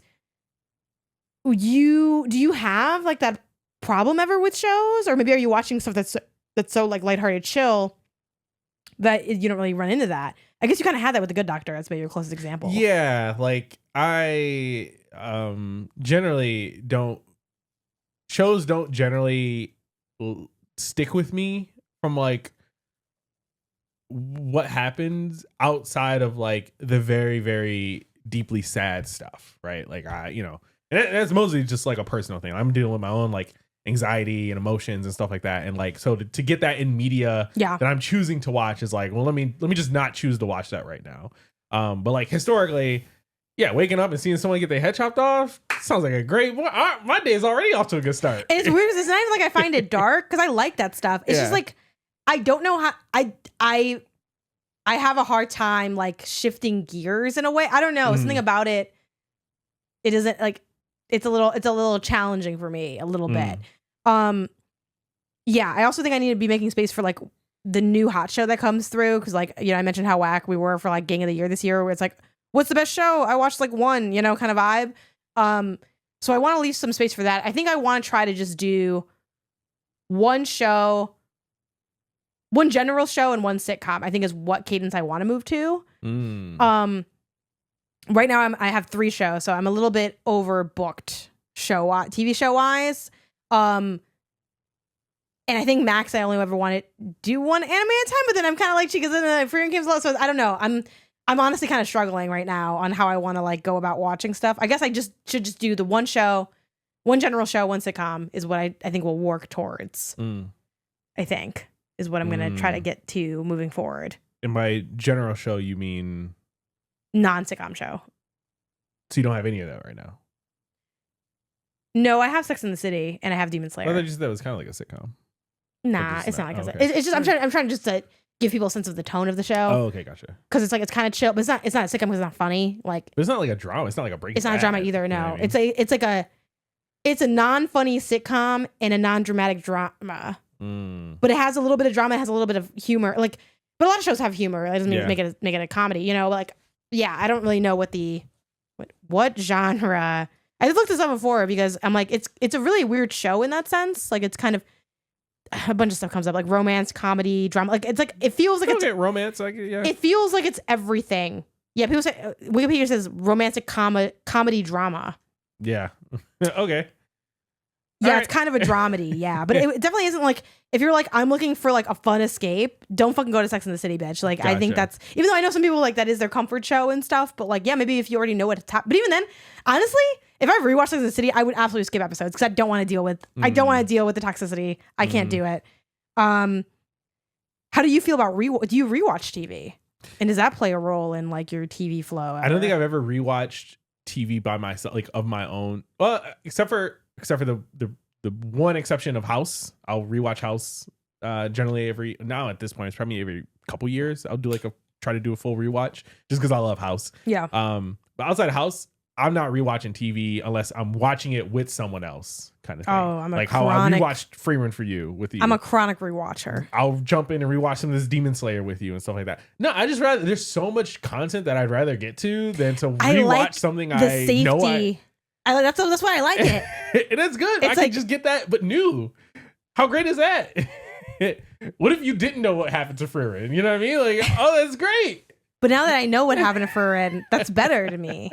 You know what I mean? Like I rewatched like season 1 and I'm like, we're just gonna be rewatching this for the rest of our lives. Like, you will be doing those rewatches on your own. That's fine. But how dope is it gonna be when you walk in and you're like, oh shit, this episode, like that's that's the thing. I'm trying to create the culture of good vibes in the home. You know, what makes a house a home is the rewatch. To me. Okay. Yeah. My friend Julian is kind of like he will do a rewatch leading up to like a new season. Yeah. Which to me is even crazier. Because I love the rewatch for the new season. That's so. Because then you're going in for like you. It's like a straight line. But then every season you're just rewatching exceptionally more content. I mean, I don't do that for every show. Like especially a full rewatch. That's a lot of just work. But if I can and feel like it, I will. Like I did that for Free Run, where I'm like, great. I'm gonna because also perfect reason. I got the Blu-ray for my birthday.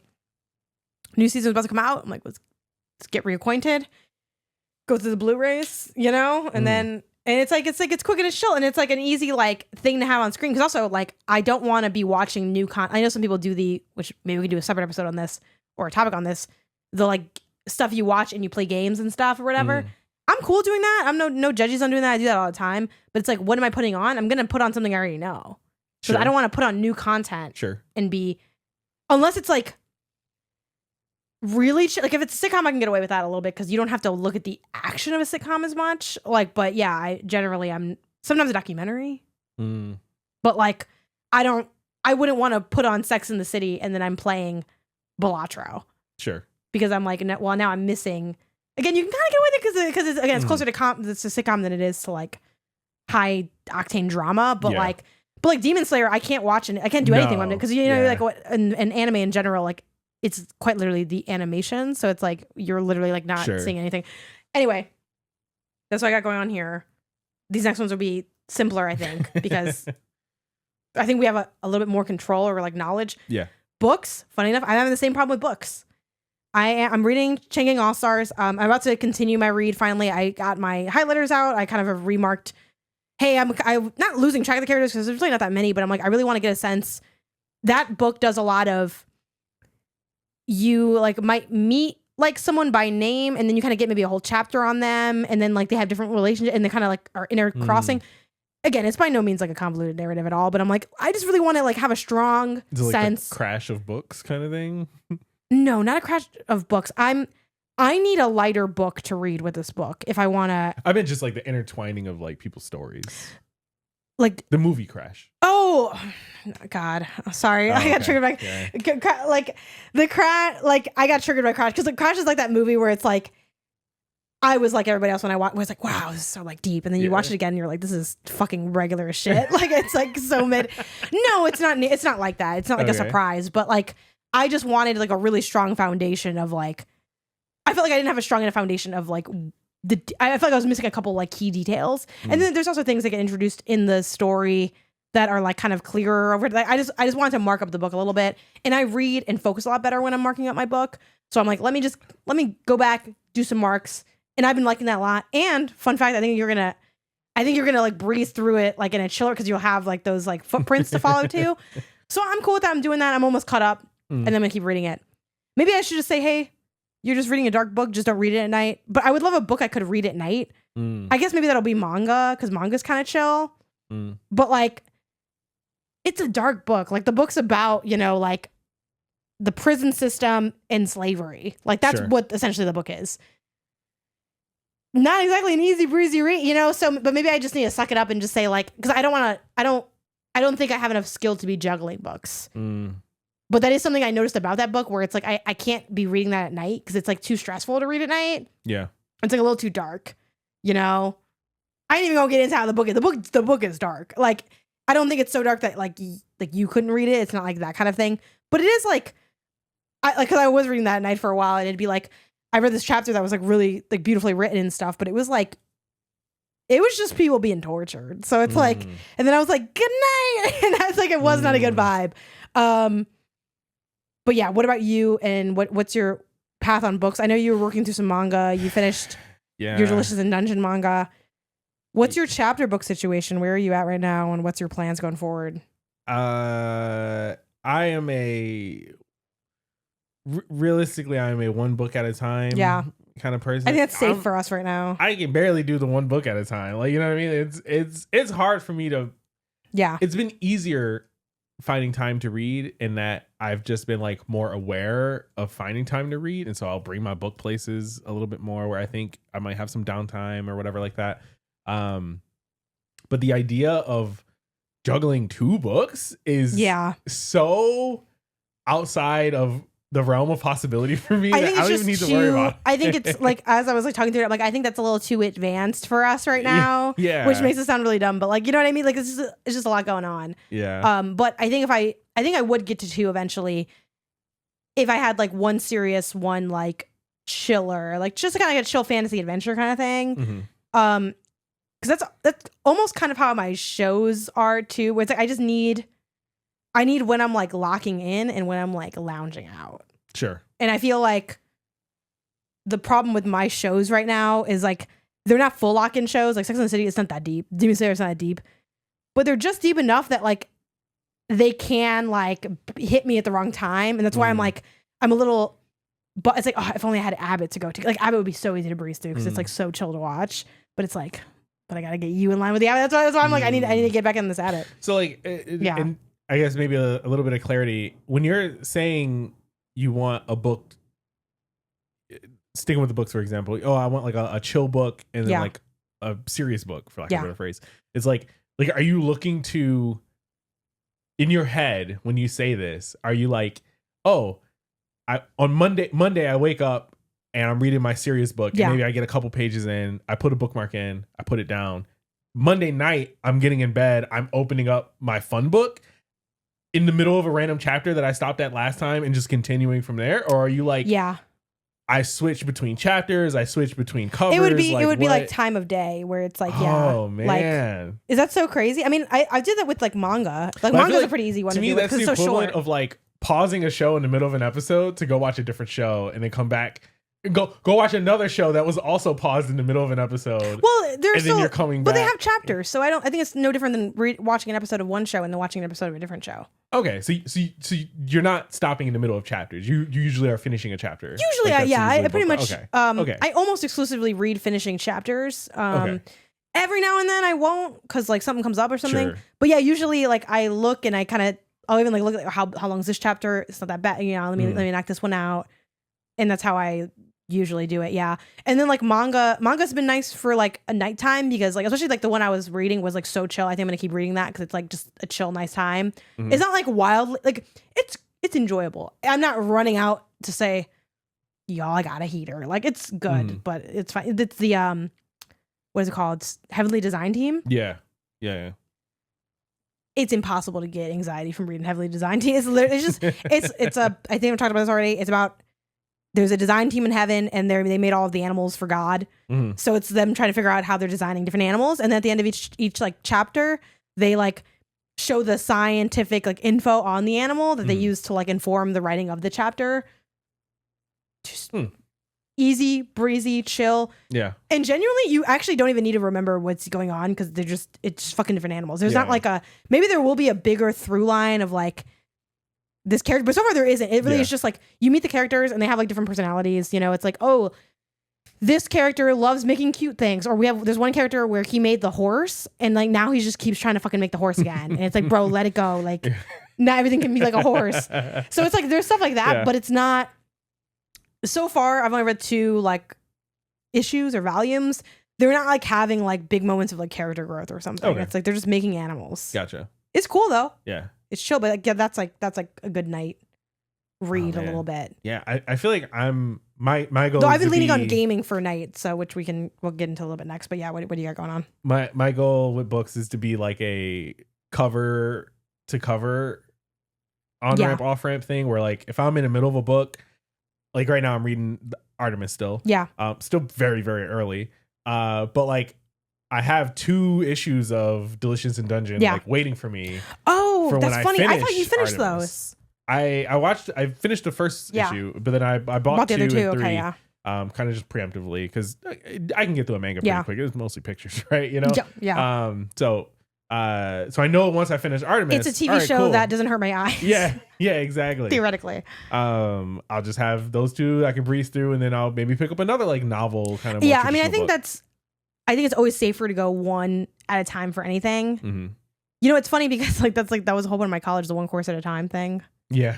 It's like, and I mean, I think also getting like a good control and cadence on things is important. So yeah, like it sucks because the last time I sat down with my book, because we talked about this, I think off content of like, hey, like, because we want to like read more. It's like, let me know when you're going to like read. And then I have like kind of almost like when you're gaming or whatever. And I have the option to kind of almost join you. That hasn't happened because like, I think you were working on something last time I did it, or you were out running errands. Like you came in and I was like sitting and I was marking up my book. But we'll see. Maybe this weekend I might dip back in because I'm like getting close to like re-catching up to where I was and then being like, okay, now I can just like move forward and I have like this really nice baseline of additions. And now that I'm marking, I feel like it's easier for me to like get engrossed in like the reading because I have like a task to look out for in a way. Sure. Like I've been liking that. Maybe one day we'll talk about that for books and things. Games. This shit feels like the Wild West. Are you still just a one game at a time, man? You rock the one and done? I'm maybe more like how you want to be with books, where I'll have like a easy play go-to game and then a more like serious longer game that I'm playing. Sometimes we'll have an us game, or sometimes we'll have a couple us games. You said that with a little bit of derision in your voice. So like right now, my like main game, the thing that I'm picking up most of the time is Pokemon Fire Red. I'm playing that on my phone. Delta app. Nintendo didn't make emulation. Emulation's not illegal. I'm playing Fire Red on my phone.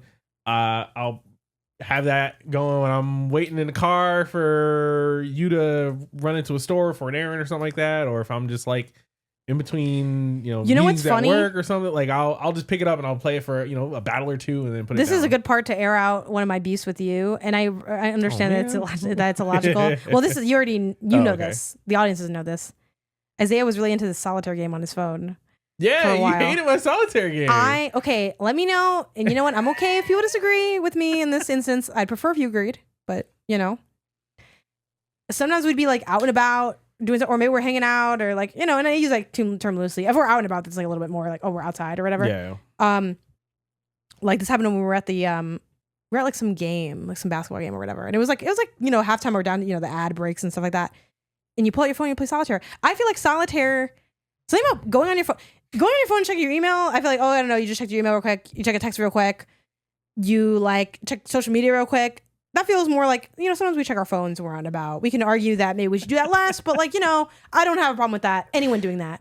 Oh, someone pulling out their phone and playing solitaire feels like you're saying, I'm so fucking bored that literally let me play solitaire. Like, I feel like it's the biggest fuck you thing you can do on your phone. No, solitaire is a fun game. Solitaire is just a good game. Solitaire has the connotation of it's something you play when you're bored as fuck. No. That doesn't mean it's not a good game. That's part of its appeal, right? It's like, it's a boredom cure. But like, I enjoy just playing solitaire. In my opinion, there's no bigger fuck you, and fuck what we're doing than pulling up solitaire. No, I feel like that's crazy. Solitaire is a fun play anytime. I was like, shit, let's not go back to this basketball game, because if you're choosing solitaire. No, I just like solitaire. I just enjoy playing solitaire. It's not a disrespect or anything. I think it's insane. No, solitaire is a good game. I think in general, it's like if I pulled out threes, or if I pulled out a Pancito Merge or something on my phone. In general, I think like gaming while doing something in real life is like a little much, unless you're like unless you're like on a bus or something. They're meant for that. They're meant for these like quick pull out, play a session, done. I don't know. But in general, my big sticking point is solitaire itself. It just has that connotation. And every time you tell me, no, it's not like that. It's not because I'm bored out of my mind. It's just because I like solitaire. I'm just letting you know how it comes off to me. And audience, you let me know if you're like, shit looks, it's not a good look. I don't think it's a good look. That's crazy. That's how I feel about it. And as much as you're like, it's not a fuck you to you, it feels like fuck the whole world. Literally, like everything around me is worse than solitaire. I'm not saying solitaire is not good. It's just that like it feels like a little bit of a fuck you game. That's what it feels like. That's how it comes off. I'm letting you know how you're coming off to society, and maybe society doesn't agree with me. Yeah. Society, let me know. Poll this week. Is solitaire a fuck you game? Yeah, I think it's a fuck you. I'm bored as fuck game. A little bit. I don't know. If I had pulled out Balatro and played some Balatro, would you feel the same way? I don't think so. But also, I hate Balatro on the phone. Like, that's just a personal thing. I just don't like how the UI is laid out. Pulled out Tetris. And I played around with Tetris on my phone. Nah, I wouldn't feel the same. I do think it's specifically. So it's solitaire. It is solitaire. It is solitaire. Okay. And I'm only going back and say it's solitaire. Two, I will say in general, I'm not a big fan of like gaming. It just feels like a little bit more involved. While like a social media check feels like, I don't know, you just wanted to check what's going on. It's the same thing. I'm zoning out from my surroundings a little bit. I think it's a valid argument. And that's also why like I'm not a big pushback on like the like, I don't know, you want to like get around in, we're not really doing it, whatever, sure. Yeah, I don't know, whatever. Solitaire in particular, it does feel like a damn, like he playing solitaire. This board must be, he fucking hates this. Well, I'm gonna try pulling out different games now to see if this changes. I promise nothing feels worse than the solitaire. But again, I'm not a big fan of the game feels a little involved because it feels like you're looking to be entertained. Well, I think social media feels more like a mindless like social media feels a little bit like the cigarette smell, like a compulsive check thing. Well, it's like, are you compulsively just playing Tetris? Like, what's I don't know. But maybe this is also another idea for a topic. Yeah. When is gaming rude? I don't know. Like, I think the solitaire in particular, I'm like, damn.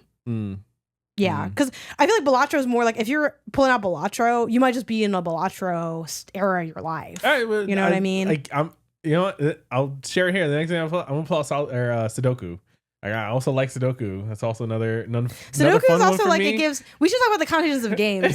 Sudoku kind of gives studious fool, so it's like, I don't know. I guess it's like whatever, but yeah. And again, I'm down to acknowledge that it is like not irrational, but like I understand. I hear you being like, that's not what I mean by it.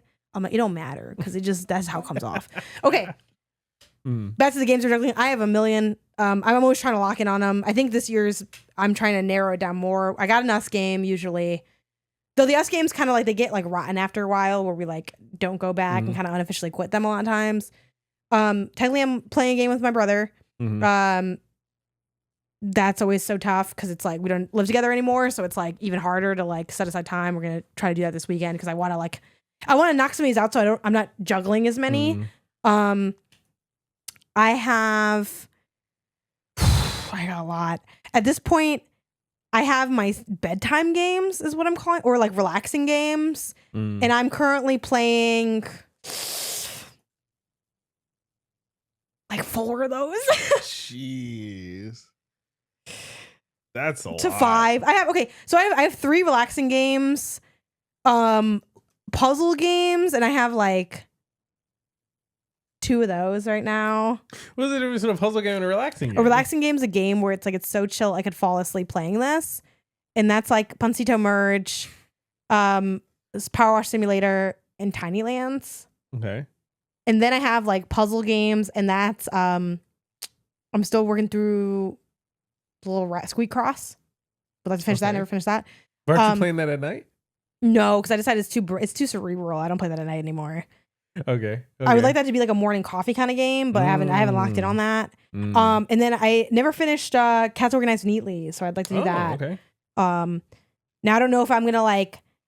What I probably should do, which I'm kind of starting to do, but like I think I'm narrowing it down to two relaxing games. I've been playing Pancito Merge, and Pancito Merge is a game that I can play at night or in the day. It's not so relaxing that I feel like I'm falling asleep.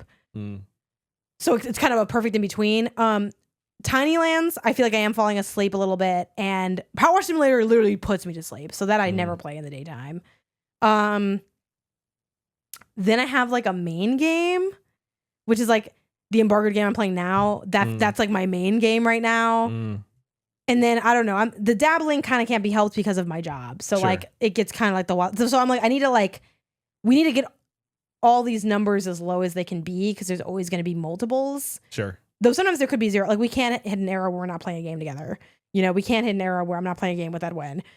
But like to do that, I need to like get through the games I'm playing. So it's like, I do think I'll always be playing Power Wash Simulator with another relaxing game, but I'd like to get that number down to 2. Just like, which it kind of is. So like I am just trying to get the numbers as low as I can, but realistically, they can kind of only ever be so low. Though I guess I could get some of those night games to 0. But also I don't mind that much because to me they like more. They serve a purpose. They're more like we talk about like, do I play games for fun, and like is gaming fun for me with my job, and like a lot of times the answer is like no because it's for work. I mean I still have fun playing like when the game's good, like the game I'm playing right now that's embargoed, which I hate doing like I can't tell you what it. Like I'm really enjoying that game a lot. That's super fun. I'm not in a content, but that's like content has like, that's in a content pressure cooker a bit because there's like an embargo and stuff. I could die never finishing Power Wash Simulator and I wouldn't care. I just enjoy playing it. It's a relaxing thing. So like, I guess that's also not that deep to like get through them, but I should lower the number that I'm juggling. And then last piece of media we got is albums. That's pretty chill for me. I kind of try to spend some time with a new album. Same. Regularly. Like not necessarily a new album, but like a album that I'll pick an album that I actively want to try and get through a couple times at least.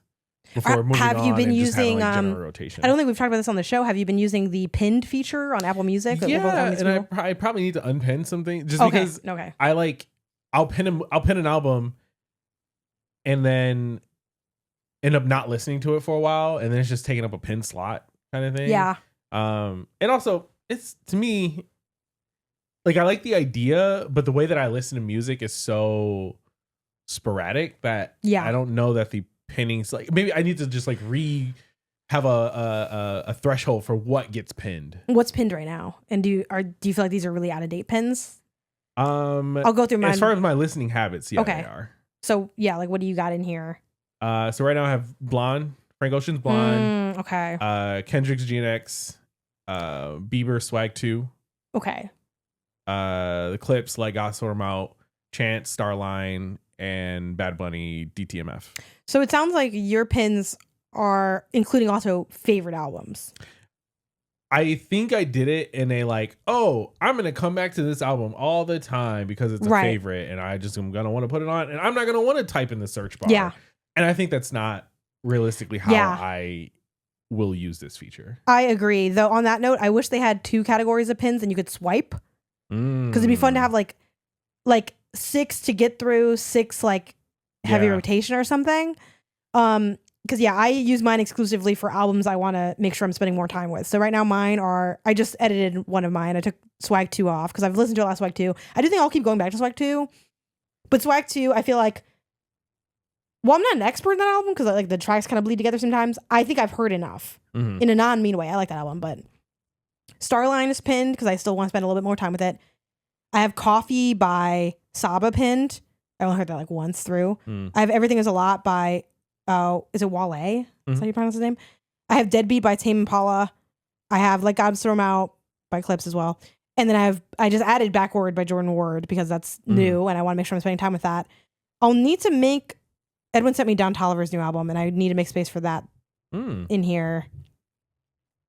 Also, maybe I'll drop one of these. Tame Impala, I feel like I keep re-listening to it. I like Tame Impala in a way, but I don't know if I album like Tame Impala. Sure. And the album's not bad, but I'm like, I feel like it's not. I might pin it just to give it a shot. Yeah, you should at least try it. I feel like we've been through the album a couple times and it doesn't feel like it's clicking in the way that it might need to be like a. Like, I'm going to be hitting up Tame Impala stuff, but it just didn't, I don't know. I'm going to give it a couple more goes, but it feels like it's not. It doesn't feel like it's clicking. Well, when I put that Wale album the other day, we were in the studio. I was like, yeah, this is good. I'm enjoying this. Coffee, I only heard like once or twice. Super like funky vibe. So I'm liking that aspect of it. Anyway, so yeah. I need to get through Like God Throw 'Em Out though, because that's also a pretty old album that like I should have already become an expert in that. And I need to start making ways for like the 2026s as those start to come down the pipeline. Sometimes I also put albums that are like new to me, not necessarily like new albums. So like, I might put on like, I've been experimenting with trying to listen to like Pet Sounds by the Beach Boys. Some people say that album's really good. I haven't really connected with it very much yet. We'll see what's going on, you know, like, so yeah, but like those aren't exclusively albums I listen to. Sometimes I will go scroll down. Like I haven't spent a lot of time with Thames' albums, like that's on my list. So the list of albums I want to get to know really well is much longer than the 6. But the 6 are there for like top of mind vibes, I guess, in a way. Sure. Yeah. I can see that. Yeah, I just went through and changed mine to be more kind of like you, like albums I want to get to. Yeah. Or I want to at least give more of a conscious, intentional listen to. I need to make room for A$AP Rocky's new album too. I did hear that already, even though it's not pinned, but maybe I can finally go Starline. I feel like I've gotten to know Starline since I know on the Gang of the Year episode, I was talking about how I didn't know Starline enough. I do think I'm getting to know Starline a lot more. So it might be ready to let Starline go and put the A$AP album. The A$AP album. How new is it? Is it like? It came out this year. It came out like maybe not a couple days ago, but let me see. It came out in January 16th. So it's pretty new. You definitely should listen to it. It can be quite funky, but you like Tizo Touchdown, and he's pretty funky. So I think you might like it. I think there's definitely some songs where you'd be like, I think this was too weird. But you should try it. Don't Be Dumb? Yeah, Don't Be Dumb, yeah. Why are there 2 that seem like the exact same thing? Maybe one's censored? No, they're both uncensored. This one's a disc 2. one also has a disc too, but this is the video. Like it has the additional. Video stuff. Okay. Yeah, I don't want the videos. I'm tired. I'm tired of them giving me the videos. Like in general, I'm also tired of like the digital ecosystem has definitely had some cons of the like. I'm tired of like.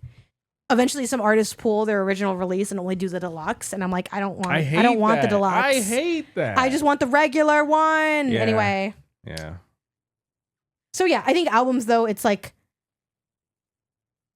it's weird. It's both easy to listen to them a lot, but also easy not to ever give a good listen.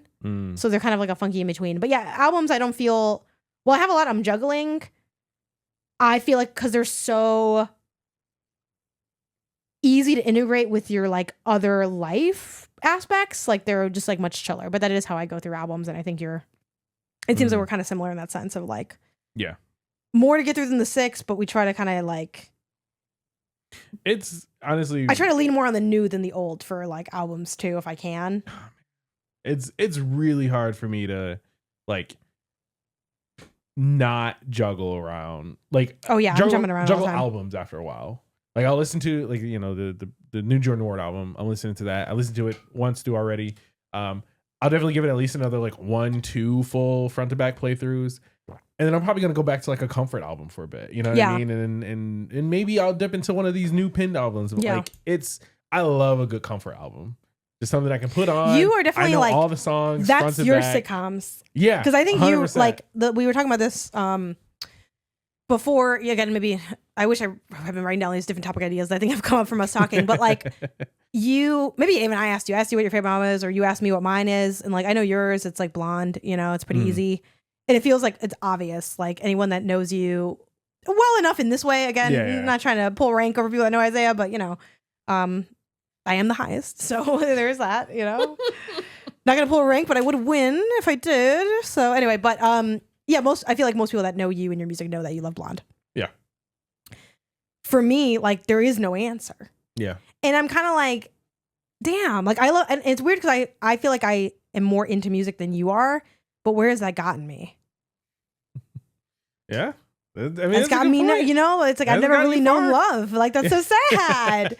And I feel like I should find. So I think maybe I'm also on a subquest to maybe find my favorite album at some point. But I'm just eating up albums all the time. For me, I like to just go based on like mood and memory. So like I really loved. Is there like a letterbox or backlog but for albums?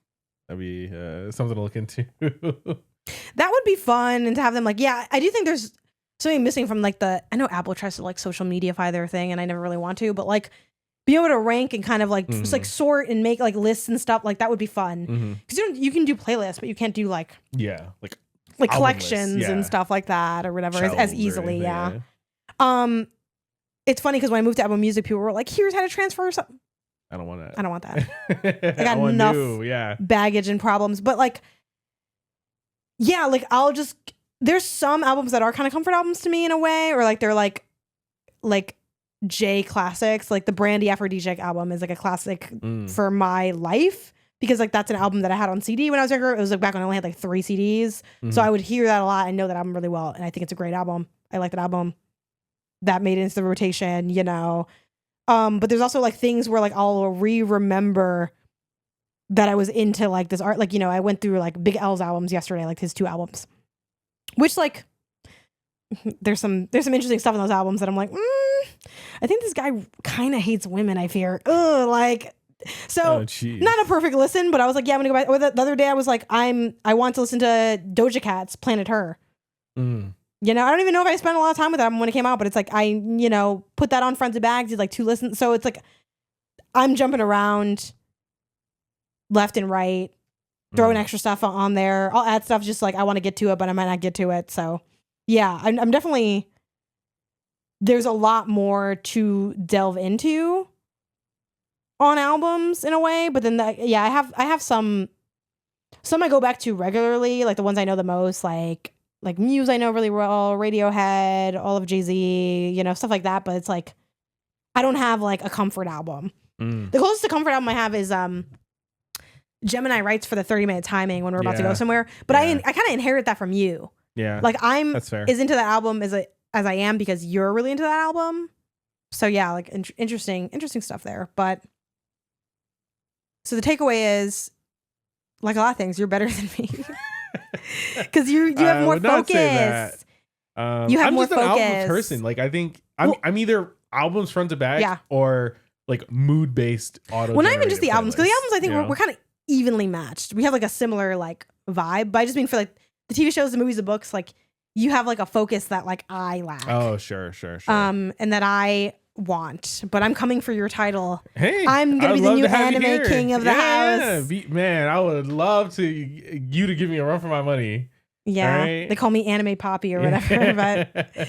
But all right, there we go. That was not games. I think the takeaway is less is always more, but mood can drive you to different places.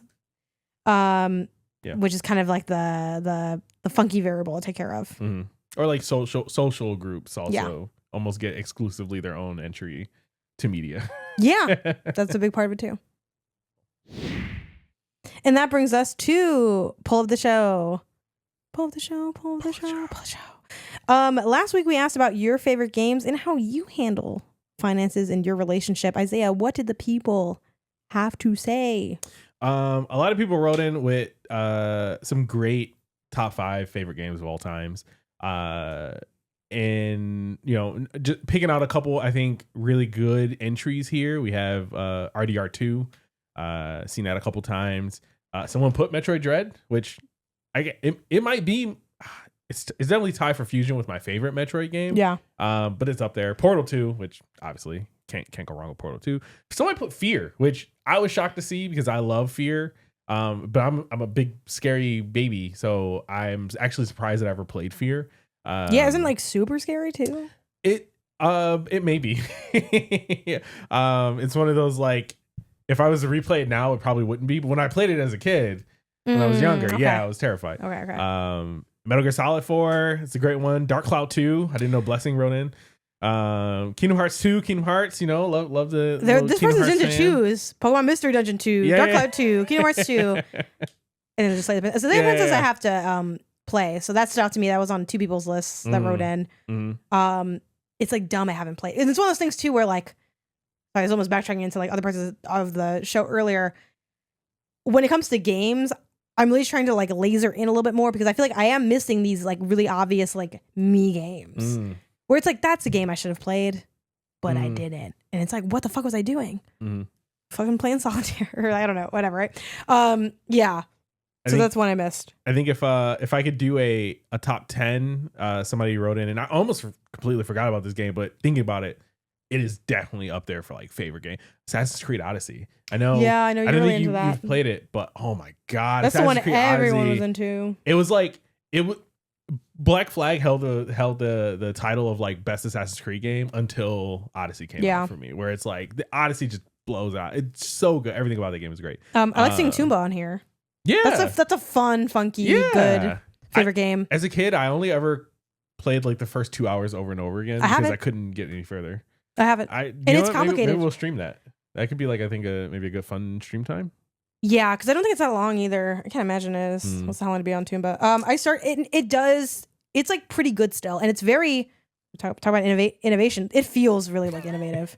I think they just did everything so weird that they were forced. It's by definition innovative. I guess. Well, here's the thing: innovative doesn't always mean maybe you're exceptional. But that's the thing. It's 9 hours, so we definitely could. We could do that in a day if we wanted to. It'd be a long day. But we could do it in a day, or just 2 regular days. Or something, honestly, a lot of great write-ins. Gave a shout out to some of them.